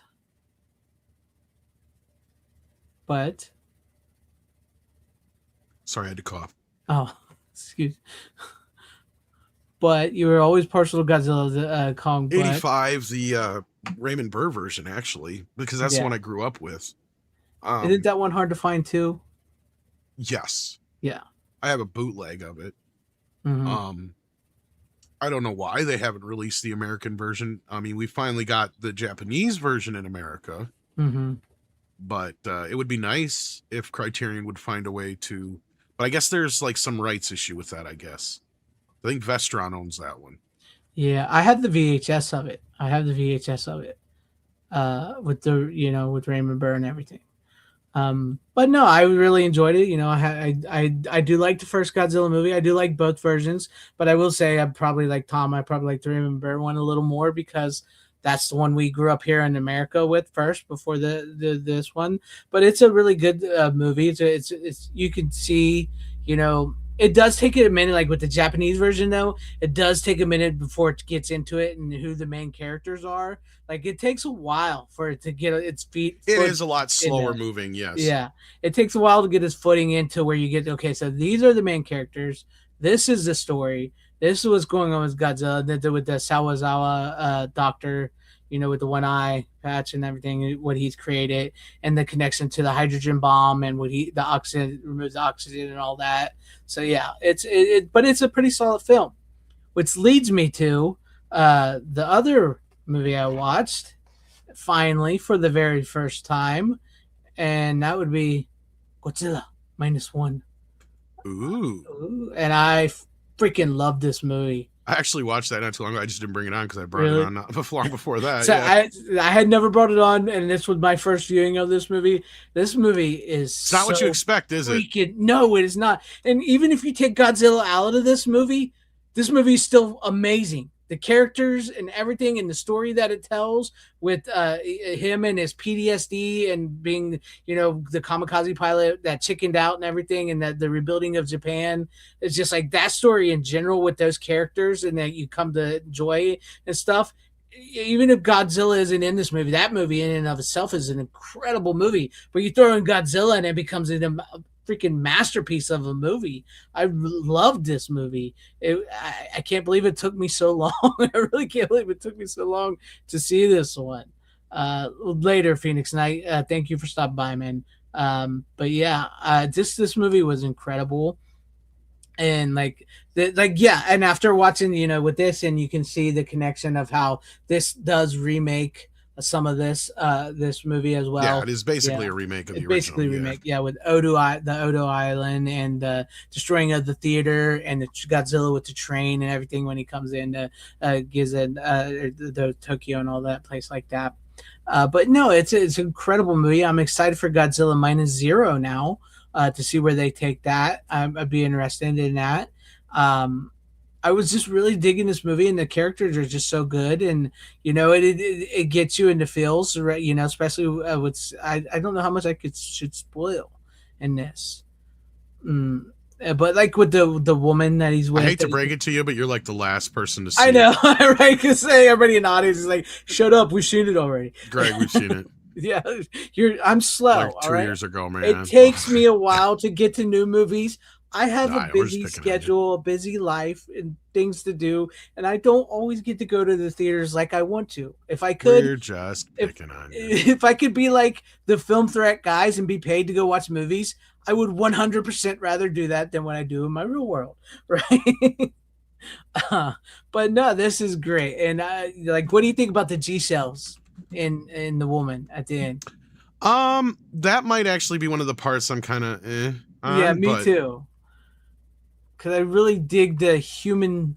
I mean, don't get me wrong. I love when the Godzilla versus Mecha Godzilla or King Kong and how those became, how those movies became in sci-fi they begot and everything and stuff like that. But I really love the groundedness, the humanness of the story. And I would hate to see her with the G cells and become something, you know what I mean? If they do something like that for the next one and stuff like that. I have a feeling it's going to be Monster Zero. Okay. Is what's going to show up. Right. I mean, why else would you call it Minus Zero? True. There's other reasons for it, but I mean, it kind of just plays into it all. Mm-hmm. And I don't think they're just going to have Godzilla be this, the same baddie again. You know what I mean? I think there's going to be more. Yeah, you got to have a little something, right? And this is supposed to be it. And it's like, if you're going to have Godzilla go up against anybody, who else is it going to be? Monster Zero, right? Exactly. Or, as most people know him as King Ghidorah, but yeah. Mm-hmm. Or Ghidorah, however people say it. Yeah, three-headed monster. Which I hope she doesn't have anything to do with that. You know what I mean? With the G cells that they talk about and all that. But no, I have a feeling that'll have to do with a mutation with people. Yeah. So I'm thinking that's going to have to do with a comment on, because the original idea is the nuclear, the nuclear bomb and, the nuclear fallout and all that kind of business. So I'm sure it'll be about the population. Either it's going to be killing people or it's mutating them or it's something, I bet. Yeah. But I don't think they're going to be setting up too much because, as I said, this next one is going to be it. There's no other plans for further sequels or anything. So, unless it makes some huge box office and they decide. No, I guess they said it flat out in the poster and everything. They're very specific.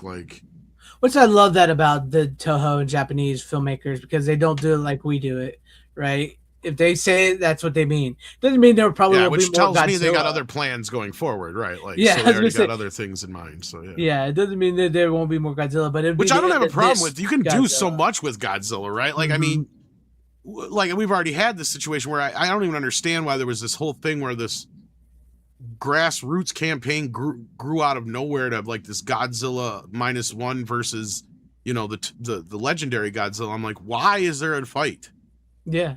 There shouldn't be. Both of them benefit each other, right? This is not we have two competing businesses here making cola, like Pepsi and Coke, right? This is Toho benefits no matter what. Yeah, they're still getting bank off of both, right? And where they're looking at it is that that has basically, those legendary films has raised the, the stock for Godzilla huge. I know there's a lot of people who may not like those movies in our sphere, but kids fucking love those movies. They sort of kind of remind me of what the Godzilla became in the 80s after like in the 70s and stuff. Yeah, some of those movies kind of got like Power Ranger-esque. Very much with like the 70s, like I was saying. Yeah. Because the 80s is when they got back to seriousness again with 85 and Biollante, the one you just brought on. That's the sequel to that, actually. Yeah. So like, I mean, I like the idea that we can have different kinds of Godzillas around and it doesn't confuse people. Like, I love that we can have that and it's the best of both worlds, because I didn't hate the last couple Godzilla films. I know they're cheesy. I know they're objectionably bad. Don't get me wrong. And sadly, we will miss the star that was in the last, couple that just passed away. Sadly, the young actress. But I mean, at the same time, like I said, those movies have done more for Godzilla in America than anything else had before, other than maybe Godzilla 98. And if anything, Godzilla 98 kind of set the big guy back a little bit. All it did really get us was at least one Japanese movie released in the US. But people forget that there has not been very many Japanese Godzilla movies released in the US. That's how Godzilla -1 was the highest grossing Japanese Godzilla movie, because there's only literally been a handful. Yeah. And two of them were Americanized, so I don't even know how they count them, because I like Godzilla and Godzilla 1985 were both Americanized versions of their version, so I don't know if they're counted the same way. But yeah, as far as I know, the only ones that have ever been released in the US that were Japanese versions was was Godzilla 2000, I think it was, and Final Wars and Shin Godzilla and Godzilla -1, and I think that's it. Yeah. And outside of Godzilla 85 and the original, yeah. And King Kong versus Godzilla. Yeah. And that's why I was planning on having Shin Godzilla too, because I got Shin Godzilla, and I was going to have them all three watch, but I didn't get a chance to watch Shin Godzilla. See, and that's a much different kind of movie, right? I know, because I remember what you were talking about. So I was really, after watching these, I was like, now I'm kind of curious to see that, because I know it's like more of a satire on the government and everything. Yeah. I mean, on its surface, it just kind of looks like a Godzilla movie-esque. And you could almost be like, well, this is just kind of boring-ish in a way, if you're not paying attention to what's going on. Because that's the big thing, is Godzilla is not really the bad guy in the movie. He's just a force of nature. It's the bad guy is the government. which is kind of true too. Even in -1 of them, that's like the Japanese government did jack all for their people. So yeah, and this is more based on a more recent disaster than the original. So that's where it's kind of them turning it on themselves, of being like, this is a government didn't fucking act like they should. Yeah. And like I said, you'll see it because as you get into it, there's literally scenes where they're they're having meetings to set up meetings. And the group starts getting smaller and smaller over time because they keep dying. Like, it's like, yeah, you guys aren't doing too well, are you? You're not doing much. And like I said, every time you turn around, Godzilla's mutating into something else. That's why I'm looking forward to watching it. So I didn't get a chance. It's a very different Godzilla movie, and I can understand people not liking it, but it's like a very... I don't know how the word I'm looking for it. It's a thinking man's Godzilla film. Yeah. It's actually Andre's favorite Godzilla film. And I'm a thinking man, so I think I might enjoy it. Especially since I've heard you talk about it before. None of that has set me off from the movie. Effect-wise, I would say Shin Godzilla might actually still have the better effects. Yeah. I mean, because they really did. The effects in this was freaking awesome. They're great. As well, they're great. But Don't get me wrong. I get what you're saying. But if not, they're on par or neck and neck. I think they spent a little bit more on Shin Godzilla, though. Yeah, I think they did from what I was reading. Yeah. But did you get the Jaws vibes out of this, too? Like, oh, definitely. Definitely. You could tell. Yeah. He was definitely a Jaws fan. Definitely. I mean, the movie was just so good. And, like, you really cared for these characters. Because, like, you think about this, like, the Japanese were...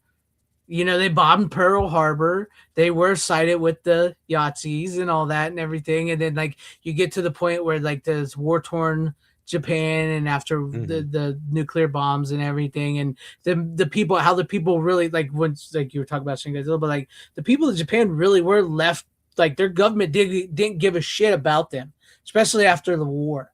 And so like this Well, they is didn't like have an infrastructure either. That was that part of too, the problem. that Yeah. too, yeah. So they lost all of that, and like these people, it's like the human spirit of these people rebuilding their lives, rebuilding the world, and then something comes along like Godzilla, like the bomb, the H bombs again, and everything, and how they band together. It's like even like the species says, this time we're doing it together as us, and nobody will die, and nobody does die, you know, right? So like that's like I love just like the human spirit fighting. By the end of this movie, you're rooting for everybody. You're rooting for Japan. You're rooting, you know, and don't get me wrong, I like Godzilla too as much as everybody, but you're rooting for Godzilla to die. You know, you want him to stop. You Well, want yeah, these a lot of people to times they forget say- he's a bad guy. Yeah. Yeah, and I mean that's like I hear people complain about like we don't care. Like you bring up the legendary thing, we don't care about the people in the legendary movies. We just want to see monsters.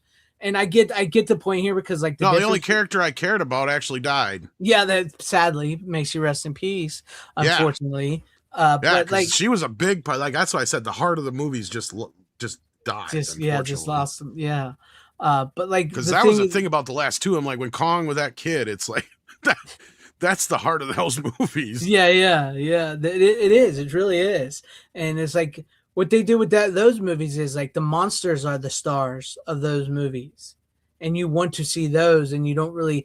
The Godzilla -1 really makes the people the stars of the movie, and Godzilla is, you know, like this obstacle they have to overcome. And I understand, like some people aren't fans of Legendary because look, I get it. I don't mind the legendary ones. They basically made Godzilla into a grumpy fucking jerk who shows up whenever it's necessary, right? Like Yeah. that's he is.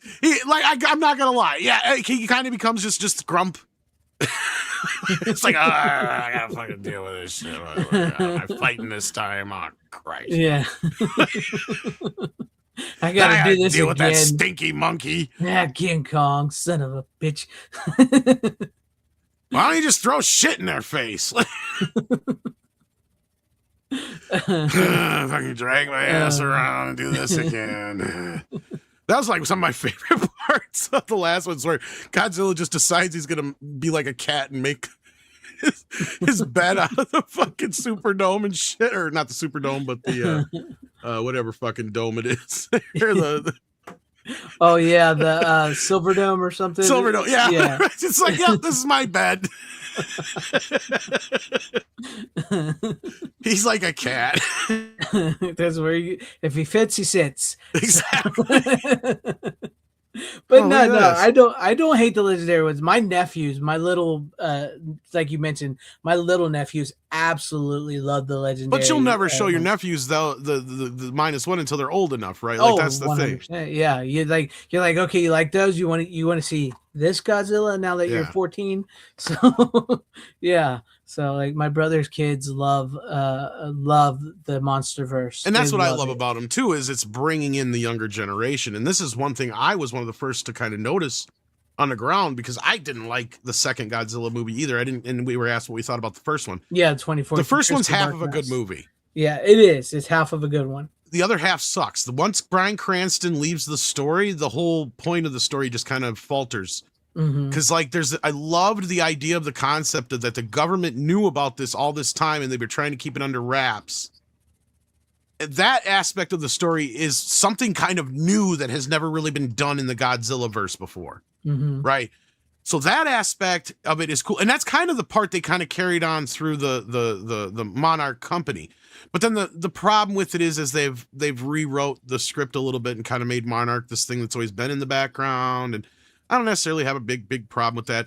The second one, my issue was just the stupid people, right? Yeah. It's not the people, it's the stupid people. The mom and the plot. is The mom is the horrible. worst fucking character in the So entire bad. fucking series. And they're like, because she trying makes to no make sense. then they try to make you feel sorry for her, and you're like, I don't give a shit. Let her die. Right. And it was easy. It was easy to fix that, right? Like this whole convoluted idea that she buys into their bullshit is so stupid. All you had to do is that she was taken hostage and they were threatening to kill her kid if she didn't turn the goddamn machine on. Yeah. Right? Because clearly these guys want more Titans so they can sell them on the black market. Right? It makes sense. That makes fucking sense. This whole idea that she's going to be this fucking weird hippy dippy bitch who's going to buy into their bullshit like a fucking cult Yeah, makes absolutely no sense, and it horrible. drags the entire movie down throughout the It entire does. fucking It feature. does so bad. And Millie Bobby Brown's character is fucking horrible, and her boyfriend in the movie, the fat kid, is horrible, and fucking, and I Yeah. hated him in fucking Deadpool and Wolverine too. Mhm. There's a reason they left him out of the movies afterwards. Yeah, but then they went the right route with that doctor chick and the deaf girl. That was like, okay, now you got these characters that we care about, because guess what? They're good enough to stay in the background.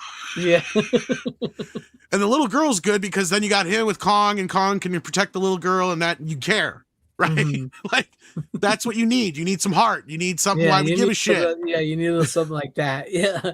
Yeah. No, I do think the films after the first 2 or 3, they changed the direction, helped in turn Absolutely. help those movies. Because and this is what, I found out, and I could see it happening right in front of my eyes, because that movie flopped. People forgot that the second Godzilla movie basically flopped in the box Mhm. office. Because we even did a post-mortem on it, but I told Andre, I said, we got to do what our first ever, like, I don't know what I called it at the time, but it's like, this franchise has got a life in it. It's got a pulse. Mhm. And he's like, what do you mean? I'm like, I'm noticing these toys are selling like crazy. I'm like, the Jurassic toys come and go, this franchise come and go, whatever the new Star Wars thing is come and go, the Marvel things. The one thing that's constantly got the biggest space on every Walmart shelf I go into is Godzilla. Mhm. Like I said, my And that nephews have every one of those toys. And you know how normally the life cycle of a toy goes. It comes out a month or so before the movie. The movie happens a week or 2 after the movie comes out. If they don't sell out of them, they get put on clearance. Yep, they go to Ollie's. Not Godzilla. Nope. The second movie's toys stayed on the shelf, same price forever, until the next fucking movie came out. That was 2-3 years almost. Yep. Between. But that was where they recalibrated, and they realized, and this is what I had heard, and I did some poking around, was that, yeah, the toy sales were amazing. They realized kids love Godzilla. I said, well, duh, because you got the best of both worlds. You got monsters and dinosaurs. Yeah. What do boys love the most? That's what Monsters they love. and dinosaurs. That's what they love. I can tell you that for 100%. Like, you're describing my 2 little nephews. And then they made it smart, because they're like, let's make this into basically a fucking wrestling match. So the reason that most people hate Godzilla, King Kong versus Godzilla, or the Godzilla versus Kong, whatever the new one, the kids fucking love it, because it's like a wrestling match. They fucking love it. They do. And that's why the next movie was even more of that. So you like that last stuff? We're going to give you that times 10. Yeah. And you're not wrong, like, because like you just said, like, it's the best of both worlds, because if you want those type of Godzilla movies, there you go. But if you want the more serious Godzilla movies, there you go. You're getting to eat good either way, right? Godzilla fans are eating good, plain and simple. Exactly. Yeah, and that's what I kept saying, is like, why are we even having this discussion? Like, as Godzilla fans, we've never had it this good. Never. First of all, we'd be lucky to even get a release in the US. And then most of the time, most of the ones that we saw as kids was on TNT and stuff like that, on a like Monster Vision and shit. Showed like a Godzilla night one night. And a lot of those were just the American cuts chopped down off some really shitty fucking version anyway. But yeah. Yeah. Oh yeah, Kong Skull Island is incredible. That's one of the best. Yeah, best that one's ones. a pretty good one. Yeah. Well, and that's where, like, in the U.S., as much as people love Godzilla, guess what? King Kong is king. Like, yes, Godzilla's he's our moves, kaiju. but yeah. And that's where I said don't sleep on Kong, because Kong has never had a flop. Even King Kong Lives, it didn't do well, but that's probably the least of his, right? Like, yeah. But no, you're not wrong, because like Kong is our American kaiju version of Godzilla, and it would only be smart enough to bring them together like that in movie form, and that to succeed. But yeah, no. Well, I even heard people bitch that he's kind of more of the star. It's like, what do you fucking expect? It's these are the American versions. Exactly, he's Kong. Yeah. Once again, you want Godzilla? There you go. Right there. I still say I can't believe somebody didn't say that line in the movie where they're like, what happens when a king meets a god? Yeah, there you go. You always get that let them fight. That guy. Let them fight. That's what it should have been. He should have said that. Yeah. This is what happens when the king meets a god. Let them fight. That would be good. Yeah. But no, like I said, I meant to have Shin Godzilla watched. I didn't get a chance, but I did get these watched. I was a little disappointed in the scan of this one, but this is still a Yeah. great set. If you want to get it, it's still a great set. And I know I'm late to the party on this, but I freaking love this Did you movie. watch it in Japanese? Or Yes, does it I even did. have the English it version does on have it? the English dub, but I watched it in Japanese. I don't hate the English dub. No, I don't. I mean, I didn't watch the English dub, but I I wanted wish to. there was 2 English dubs. Do you? I wish there was the regular English dub, and then I wish there was the, oh no, here come Godzilla! Yeah, that would have been good. That would have been good. I wanted to hear the actors' real voices. Yeah. And I saw I Well, they had to actually watch put it like some that. they put some effort into the translation to the performances this time. I Mhm. think that's like I appreciate that, but like again, like there's this little part of me that wants really Yeah. shitty Oh, no. dub. Godzilla, What are we gonna do? which I know. I don't blame you there because that is a staple. That us That's what here I in mean, America, like- that's a staple for us. That's why I can't watch any of the new Evil. I watched them, but I probably won't watch the brand new Evil Dead film. But why I hate the last 3 is because people are like, "What's wrong?" I'm like, they're not Evil Dead. They're generic demon possession movies. Yeah, they're That's not all they like are. without the Three Stooges element added in there. That's what's missing. That's the key element that made them the Evil Dead, and that's Sam Raimi's thing. Without Sam Raimi injecting that in there, Mhm. and it doesn't have to necessarily be Bruce Campbell per se. As I said, there's a way to do the Evil Dead movies without Ash. There is a way to do it. It But has they're to be not a doing it tongue-in-cheek kind of over the topness to it. Mm-hmm. True. Yeah, Godzilla had best cameo. Pee Wee's Ah! Big I disagree. His best cameo, One Crazy Summer. I was going to say I was about to bring that one up. With Bobcat Goldthwait as Godzilla. I can't get my head out of here. Ah, help me! He's destroying that city. It's great. Godzilla! Yeah, Godzilla. But no, yeah, I plan on watching. I'll probably have Shin Godzilla next week because I want. I hope you like it. I hope I haven't built it up too much. Like you got to be prepared for it. It doesn't feel like you're watching a satire, right? Like it's not going to feel like that. You have to pay attention to the idiosyncrasies. Yeah. And you'll follow it. It has a character or two you follow. So don't get me wrong on that. But like, Mm-hmm. as you'll notice, like it's like you get these big meetings and they start getting smaller and smaller. And smaller. It's like, Yeah, I'm interested. I am actually very interested to see it because these two are actually on a very similar level, right? Because like you said, this is basically a remake of the first movie, and there's a lot of similar characters and beats and everything. And this was much more storytelling than this because this was like only like 80 something minutes. This is like 2 hours, right? So you get a little more into it, the story wise. But I'm interested to see that type of Godzilla compared after seeing these. well, and it's see kind how I of like that one. because like the first film is almost like a comment on how, you know, the Japanese probably did feel at that time a little shame, but more so like they were did dirty by the U.S. and that's kind of what it, you know. That's kind of why the American version does everything it can to wipe out any any blame on us. Yeah, I mean, But the new version comes back around, and it's almost like the shame instead was the fact that they were in the war to begin with. Yeah.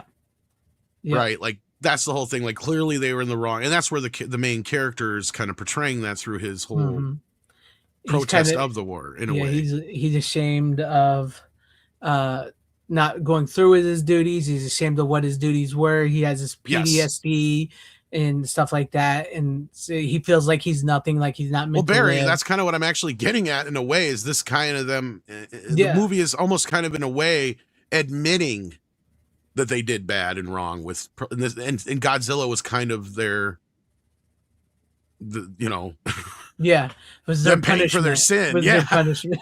Even though we dropped the H-bomb on them, but yes, no, like talk about movie, the Odyssey kind of thing. Yeah. And it's like in this movie, it really does make you feel for these people because these people, they feel like they have been left behind not only by their government, who seems to not give a crap about them at all, but they've also been sort of left behind by the world for what they've done. Right. And so now they have to band together to face, as these people, like, we gotta stick together and fight this and show them that we are worth saving. We are worth living. Well, they and got that- to take control themselves too, Yes, right? Like exactly. it's just they got to rebuild not only their society, but they got to take control and deal with this. Yeah, Of they get a their little help, destiny. but Yeah. and that's going to be amped up in the sequel. I guess there's going to be a lot of parts of the sequel that are actually going to be in American or English, whatever, you know, Yeah.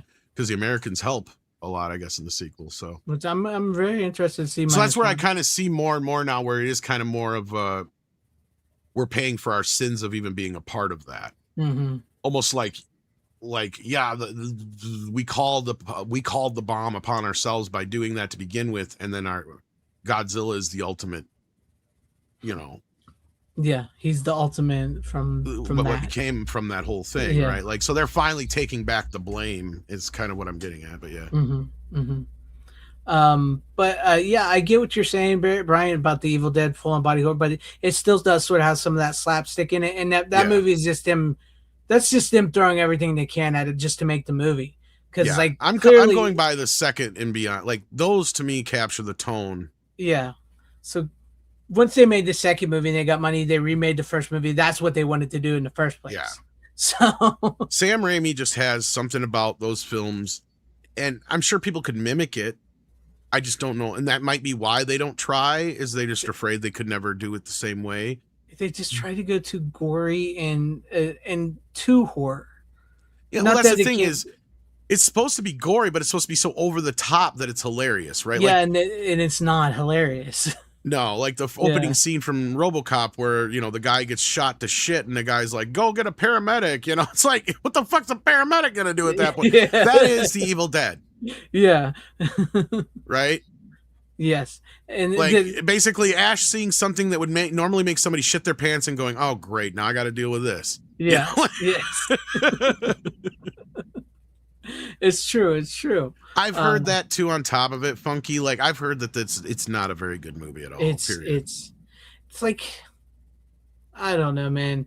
I get that people there's some of these, like with those, they're starting to get a little like the new Scream fans, where like I've started to hear some of the people that like the new Evil Dead Burn and Rise and all that, was like they're starting to say like, oh, Evil Dead 1 and Evil Dead 2 suck, you know. And I think they forget that without those movies, you don't have the movies you're enjoying all of a sudden. That is the mentality I cannot stand. Yeah. See, like I will say, like, look, yes, the tone changed between Evil Dead and Evil Dead 2.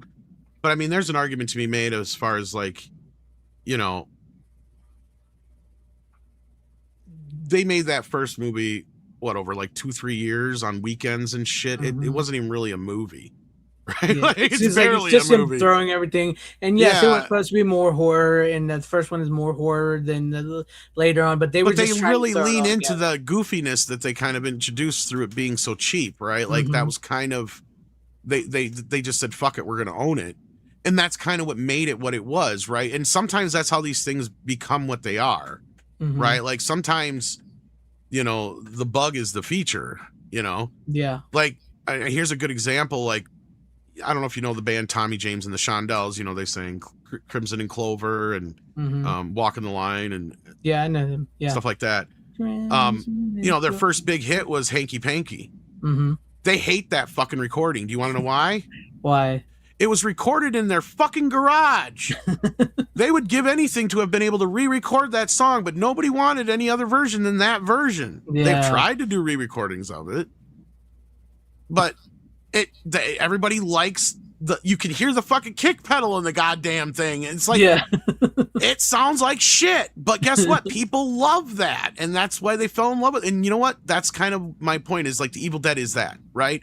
We don't want it to be this polished horror film now. We want That's what they've become. Yeah. yeah, we want to see the wires. I love when in the fact that in Army of Darkness we can see the fucking puppeteer sticks and all that shit on the Yes. fucking skeletons. Love it. Let's We get the got hell out of here. Exactly. That's. I do. That's I love what that. makes it what it is, Yes. right? Like that's part of the charm. That's part of the DNA that's built into it. That's what makes it hanky panky, right? The fact that that song was done in such a loose, sleazy, probably late at fucking night after 12-pack of beers. these guys just fucking were recording it 3-4 times, and this version was just the one that, like, all right, we're gonna throw that one on the album, and maybe the studio. No, they put that out as the album. They're like, wait a minute, that's not what we meant. Yeah, no. And it's just Sam Raimi and them just got lucky because the Evil Dead did take off, and they got to do what they wanted to do for the second movie, basically a remake of the first movie, up to a point, and then it becomes like a sequel. Like we said, there's places where you can cut them exactly to make it one long movie. So there, to connect all that. But yeah, it was really cool when I discovered that too, because it was just out of happenstance. Because I think I told this story before, so I'll keep it quick. Mm-hmm. But I happened to have Army of Darkness, and my buddy had Evil Dead 2 and Evil Dead 1, and I think it was when Evil Dead 1 had finally been released on VHS for the first time in God knows how long, because Anchor Bay had released it. And so we'd gotten together, and I was making a copy of the first two and a copy for him of the third one. And as I was copying my first two, I noticed, I'm like, wait a minute, that cuts exactly in the same. So I went back, and I happened to have a Flying Head Erase VCR at the time. And I paused it at the spot, and I went and started it, and, just fingers crossed, pray to God, and went back, and it was perfect. And I'm like, oh my gosh, cool. And then lo and behold, the third film, I noticed when I was doing it for him, the same kind of thing. I'm like, wait a minute, that cut is right there. And and this is kind of me kind of picking up on my early days as an editor too. So on my tape, I went back and I went and cut in Evil Dead right where it cuts in. And it basically makes it this big 3-hour long movie. Now you do lose bits and pieces. Don't get me wrong. A few bits. Yeah. And you basically lose that whole opening sequence. But what I did was I think I cut back around again, and I said, just let me hang on the tapes. I'm going to redo this again for both of us. And I think I cut that opening sequence from part 2, which they reuse in part 3 before part 1 is what I did. So then it basically starts with the, the book thing, and it got in my hand and it went bad. But it doesn't have that part. It's just the opening bit from part 2 where it talks about the sea scrolls and all that kind of shit. Yeah. And then it gets into the movie. And then part 1 cuts right into part 2, because when the camera zooms into Flash on Ash's face at the end of part 1, you cut right there at part 2, and it shows him being pushed away, and it cuts perfectly. And then the same thing with part 3, when he falls from the sky, is the same exact cut they used for the last film, to where you can cut right there, but you lose all the intro stuff before that. So that's the only thing that the S-Smart shit and all that stuff. Yeah. So what I did then is because I think at that point they had already had the director's cut out on video. I think that was the other reason why, is because I think I had the video VHS with the director's cut on it. So it didn't matter anymore. So we had the original ending on it. So like it just happened to work out. But yeah, so that tape, we circulated that tape for years around my school. Yeah. And even Bruce Campbell's come out himself, says you could do that. So yeah, you could lose with some of the multiple Lindas there. Yes. Yeah, you do. But no, like I think that's what's personally, I think that's what. Yeah, because that's the thing, is you kind of lose a lot of the remake shit too. So I think 2 is the one that you lose a lot of the most of the film, but it doesn't really matter because it's just reiterating shit. Yeah, the stuff with his girlfriend. Now they cut everybody else out, just focus on him and her till it gets up right to so that basically point. What I did in that beginning was what I cut in there right where I had the Evil Dead's opening credit sequence right after the intro part, but I cut off before they redid the stuff from part 1, basically. Yeah. But yeah, no, I could probably do it now easily. I'm surprised somebody probably doesn't already have it out there. I'm sure there's probably one, somebody's got it somewhere. But honestly, I could probably talk to our buddy and he could probably do them in 4K, to be honest with you. Yeah, he probably could. Rick, if you're listening. It's real easy. It's not even like, it is one of the easiest cuts in the world. Like, I mean, it was so simple to do. Like, I've done much more complicated shit back in the day. This was like a breeze in comparison. But no, like, yeah, that's like some of the new horror fans, man. I just like, I hate that mentality of like, oh, our movies are better than your movies. I hate that mentality that they have. And they are clearly the younger the younger people. And not to say that these movies aren't, there's something in there for people. I know a lot of people like the goriness, the horror aspect. I get that. I understand that. But like, these do not feel like Evil Dead. These movies, there's not the sameness to them. They are missing that Raimi-ness to it. And I just think they're trying too hard to be something they're not supposed to be. And what worries me is like the next Evil Dead movie is supposedly a prequel to the first movie, and that's what worries me. So, Evil Dead Wrath, it takes place in the 70s, right before the first movie. So, good luck with that one. Raimi knew what he was doing. He did. But anyways, I really enjoyed Godzilla -1. I know, once again, I'm very late to the party, but this movie is absolutely incredible. I'm so glad I finally watched it. And there's a steelbook coming. Tom, I don't know if you know about that. That's something we did mention earlier. There's another new one I saw. Yeah, steelbook coming with this. I'm gonna probably opt out of it because I don't think there's anything new about it other than I think the steelbook itself. I think it's just all this the same as It's this. the same stuff. I think it's the same one I have already. Just a different steelbook. And this one, yeah. I think it comes with one more disc, but I don't remember what the one more disc is. I think it's just a Blu-ray. Yeah. So this is just that's why I said I think it's a version of the one I have, because the one I have has a bonus disc in it too, I think. Mine's just the 4K and a bonus disc. Yeah. So it's just a Blu-ray version of the movie then is all it is, I think. No, it's for the new one, you mean? Yeah. Yeah, I was gonna say, because all this yeah, that's what I mean. So it's like it's the same exact, as far as I know, I think it's the same exact version I have, just with a different steelbook cover, basically. Yeah. That's it. That's the only difference as far as I know. Yeah, pretty much. I could double check, but I mean, I'm pretty sure. Yeah. Because I got the one that was a little later. It was a different steelbook that has, I'm pretty sure it's the 3-disc, but I think I found out that all the extra disc was just a Blu-ray version of the movie, nothing else, but yeah. Yeah. What do you mean? What happened to the grittiness of making something? It's like everybody can make something now. It's just the thing is, if you mean like film wise, it's the film is gone. Everybody does digital now. Like we can make a movie now ourselves with our phones.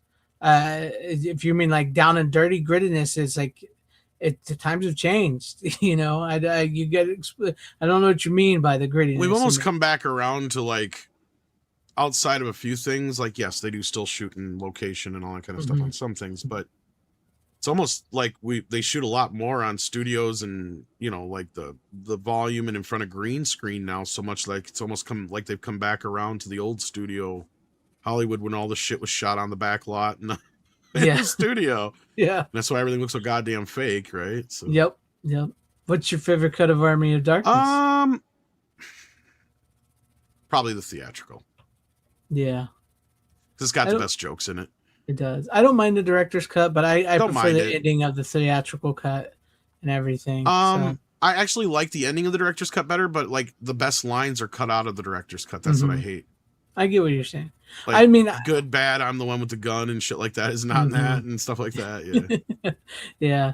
I don't know. I kind of like the happy ending. Yeah. Well, sort of happy. The ending. Smart stuff is fine. Yeah. I kind of like that. But I mean, I also do like that ending where Ash wakes up in the future because that is so Ash. That is exactly what he would do. Exactly. Like, yeah. I got the words. Yeah, I said it right. And then how long? Not every single syllable, but. Yeah. I too, Barakta.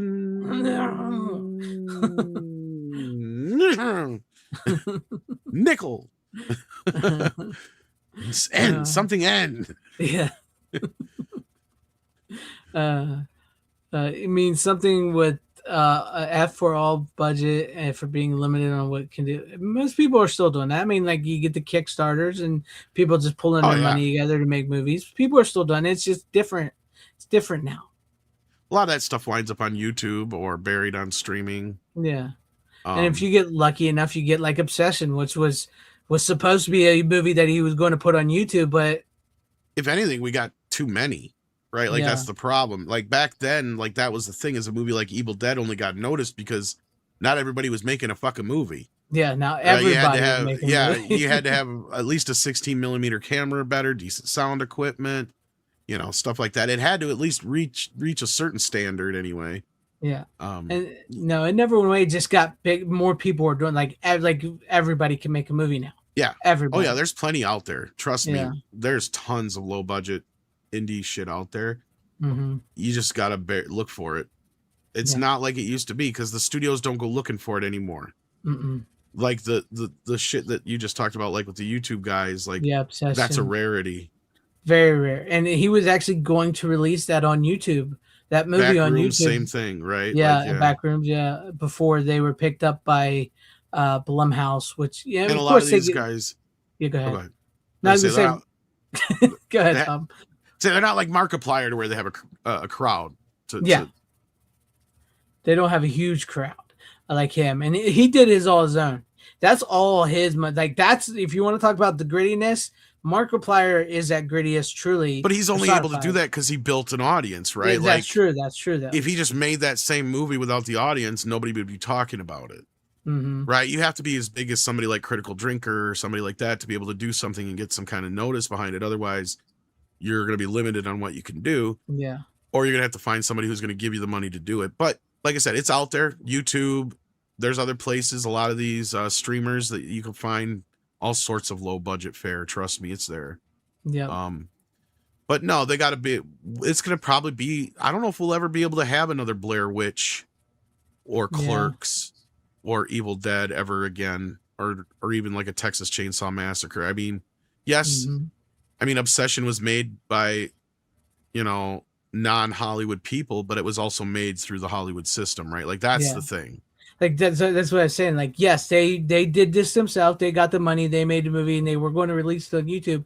But then Jason Blum and them bought it, and of course they give them like people forget about that as well too. Yeah, the budget was small, but then Jason Blum and the Blumhouse all them gave them money to go back and do some stuff. So it becomes a much more theatrical movie than it once was. You know. Same thing with like Clerks. Same thing kind of happened. Same thing with Clerks and all them and everything as well. I know, Funky. I know. Wash your mouth out. Sadly, it's a benchmark, though, unfortunately. Yeah. So I will say there's one skit those guys from Obsession did that I could purposely relate to. It's pretty funny. I was going to bring it up. I don't care for the movie Dune 2, but it's a skit that I think you can play it. Let me see if I can find it, because most of their skits are like. I only really hate the end of Dune 2, but yeah. I gotta remember what it's called, because they're comedians, right? They come from comedy. They don't come from, which helps with horror in the end as well. I gotta find this. Where are you at? It's more or less it's about you know, when you're trying to show somebody a movie. Yeah, this is it. Let me see. Come on, load up. Okay, I'll share it.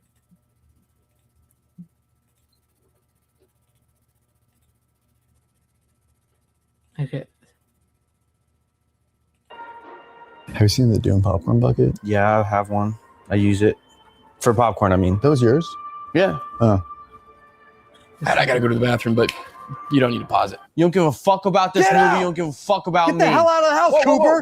whoa, what? When you leave to pee and you don't want anybody Get to the hell pause out! it, you know how that makes one of us How feel? dare you? How dare you hurt Curry I like picked out this movie specifically for you. I've already seen it. You haven't You seen haven't it even yet. seen it yet, Cooper. We're watching this for you. I'm sorry, I just didn't want to interrupt the movie because I just had to Well, pee. you've done it. I feel like you want this movie to end quicker so you can leave sooner. You can leave me He sooner. just wants yellow rain coming out of that drain. yellow rain coming out of his dong. Stop. It's what you want. And guess what I Oops, want? forgot to check your piss I want to schedule. watch movies with people who I appreciate movies. the film. Get out! I appreciate the But not film. enough to pause it. You're just gonna let little scenes pass through your eyes like rain running through your. You gotta stop talking like my Sean. You gotta get out. You seriously want me to leave? Get out! You seriously want me to leave? You want me to get in my car and get the fuck out of You're here? not welcome here. Okay, fine. Can I at least use your bathroom You're first? not welcome to use our bathroom. You're not even welcome in our bathroom. You're not allowed here. No, you're not. No, he's not. You're a lone wolf. Tell him who he is. Tell him what he does. All right. Now ride along, Ranger. Tell him. Ride along. You tell him. You tell him. I'm just gonna use the bathroom. Hey, Trevor! I have to go to the bathroom now. Trevor! Trevor, Open the do not door! let him in. Trevor, open the damn door! Don't let him in. No Don't shit! let him in. I'm gonna piss my pants! Curry, please, please.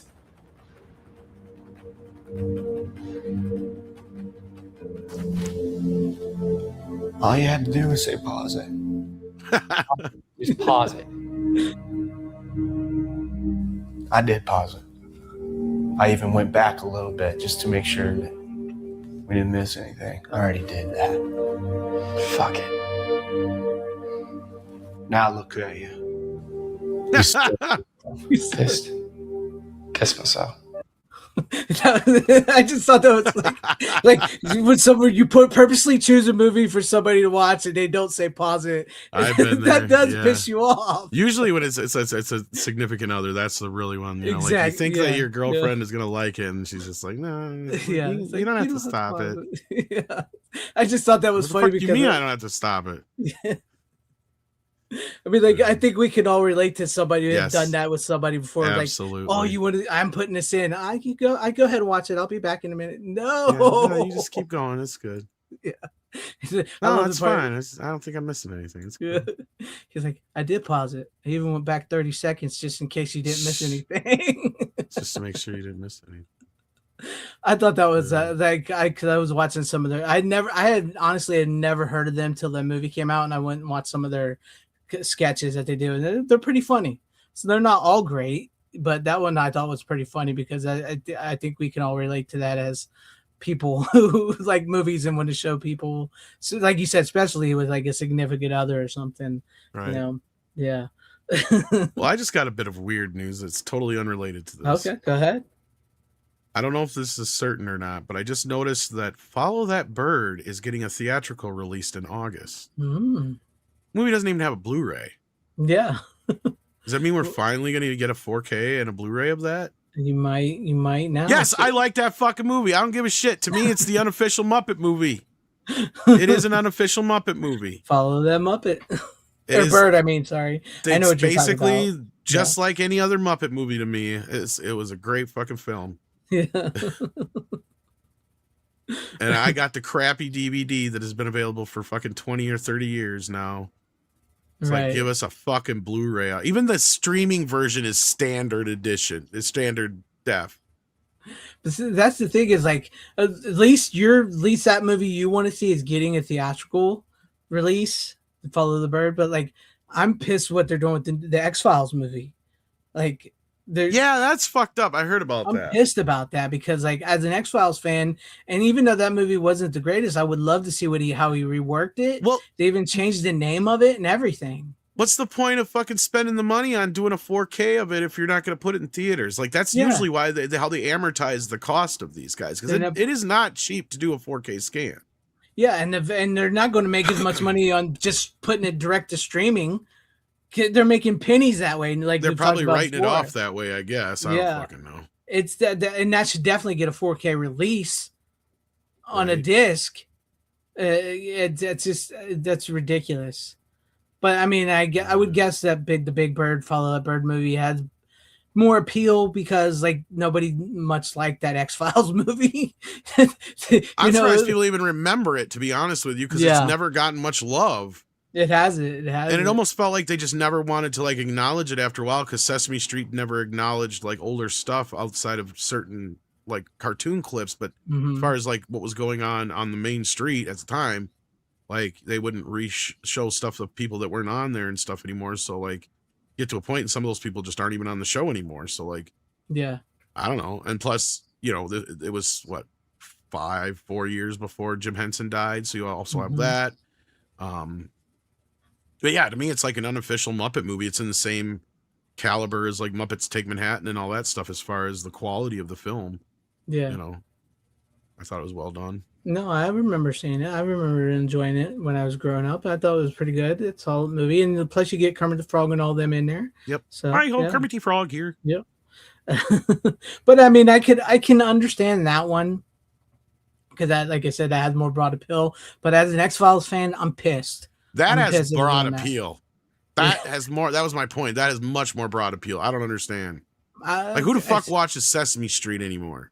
But no. But like you said, it's an unofficial Muppets movie, so it still relates to. Well, the to Muppets. Me personally, but I mean, also like I don't count the fucking Elmo movie as that though. Like that's my point. Like to me, that Elmo movie is like I don't fucking know what that is. I never watched it, but yeah. I wouldn't count it as a Muppet movie. To me, this is a Muppet movie just because it's got Jim Henson, Frank Oz, all those guys involved with it. It's kind of an encapsulation of the classic Sesame Street of our era in a movie. So I thought I just think it's pretty well done as far as movie goes, and I just kind of was surprised to see it's getting a theatrical release in August. I was like, what the Yeah. fuck? They'll charge you $200 for the steelbook when it comes Yeah, out. that's Disney. No, but I mean that's starting. The stuff like that is really starting to piss me off. I mean, how can they be making really money that way by doing these with these movies and just releasing them straight to streaming? It's got to be some write-off thing. There's something there. How they manage that shit, because I don't understand otherwise. I would almost think that maybe they made a deal with the creator of X-Files, Chris Carter, to allow him to do this so that they can bastardize his with the new X-Files show.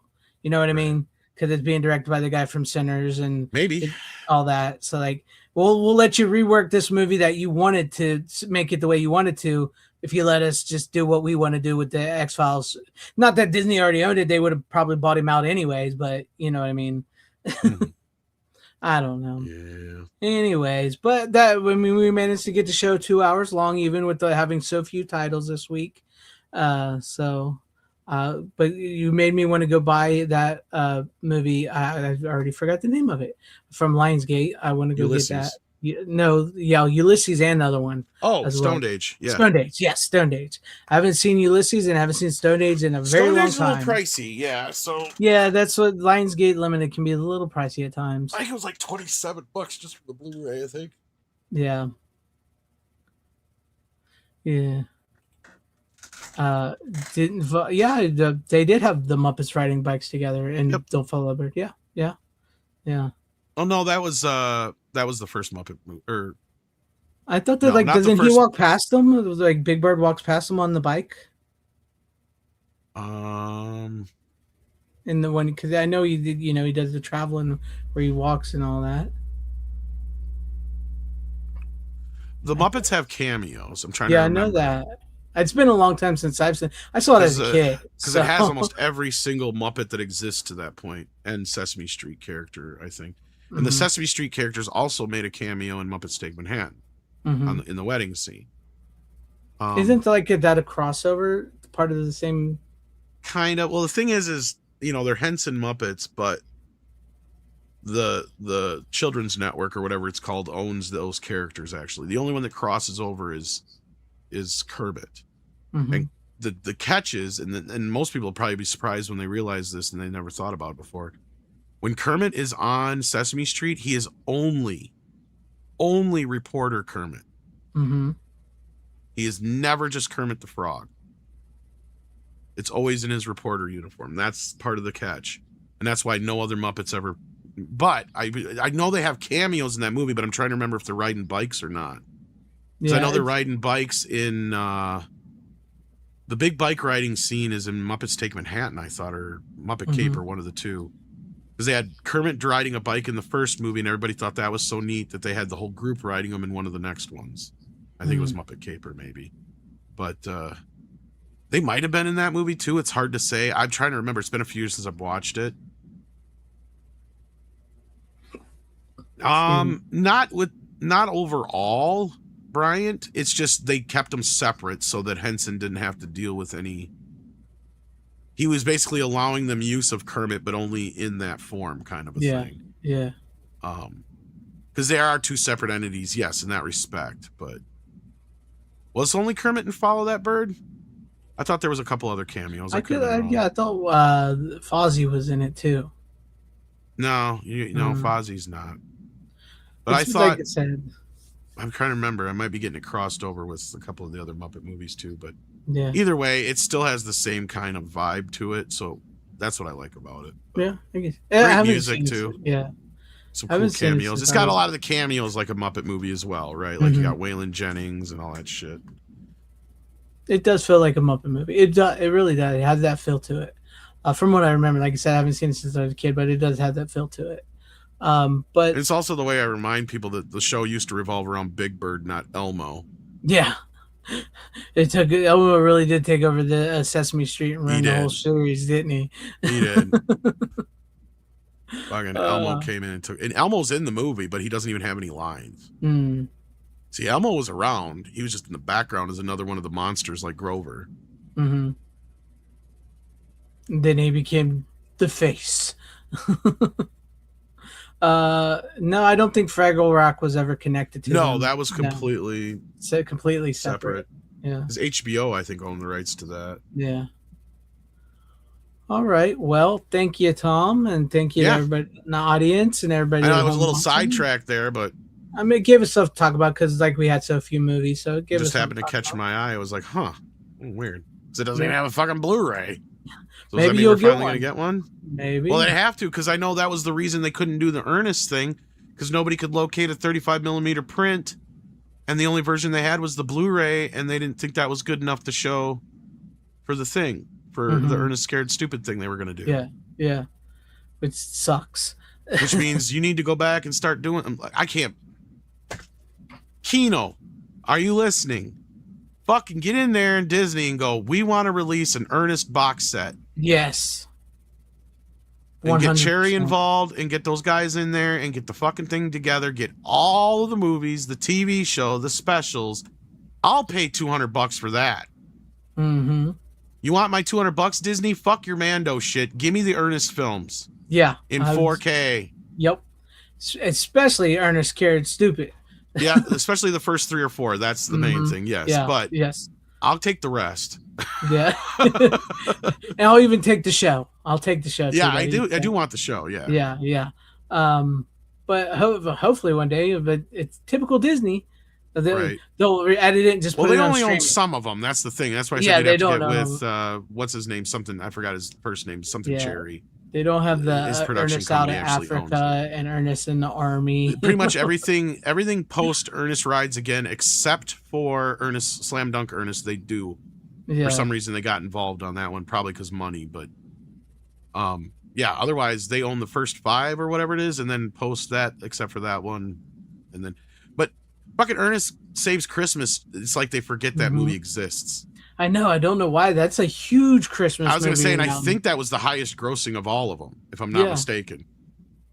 Which is weird that has not gotten a fucking standard Blu-ray. That I can't even believe they didn't do that for the Disney Movie Club. Yeah, they didn't even do the Mill Creek. None of them did that. They None did of them did. the Ernest Goes to Jail and Scared Stupid and Ernest Goes to Camp, but they never did the Christmas one. And that's got to be like the most best-selling outside of Scared Stupid. That's got to be like the best-selling Ernest movie. I mean, we used to have it on VHS. It was in our Christmas collection, right? Like it was one of those movies that we watched every damn year, right? Along with Home Alone and I still do like to that. this day. I have the DVD. I have the DVD. I have the digital version, sadly, but yeah. I have the DVD, but I still watch to this day. Along with Ernest Scared Stupid too. Like I watch them too every Halloween and Christmas. Every Halloween. Scared Stupid was the only one I got to see in theaters. Yeah, me too. I saw that one in theaters. Oh, did I see? No, I think I saw Ernest Christmas in theaters too. I think I saw that one in theaters too. I don't think I got to see any of the other ones. I think I did. I think those are the only 2 I saw in theaters. Because then after that, they just stopped going to theaters anyway. So yeah. But all right. Thanks, Slam Tom. Dunk, I think did Slam Dunk Ernest even get a theatrical release? No, I don't think it those did. were all like straight to video Ernest movies. Yeah. Back when like they started doing all the straight to video Ernest and Air Bud movies.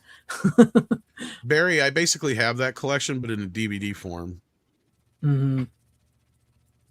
Yeah. All right. Well, guys, thank you once again for watching. Everybody at home and in chat and everything.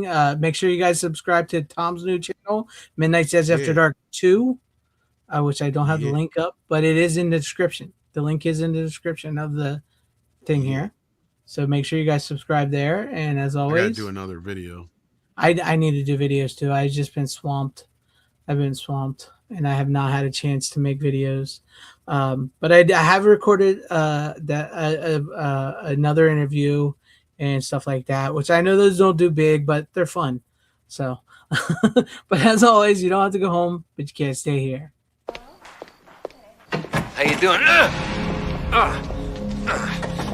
Bitches leave.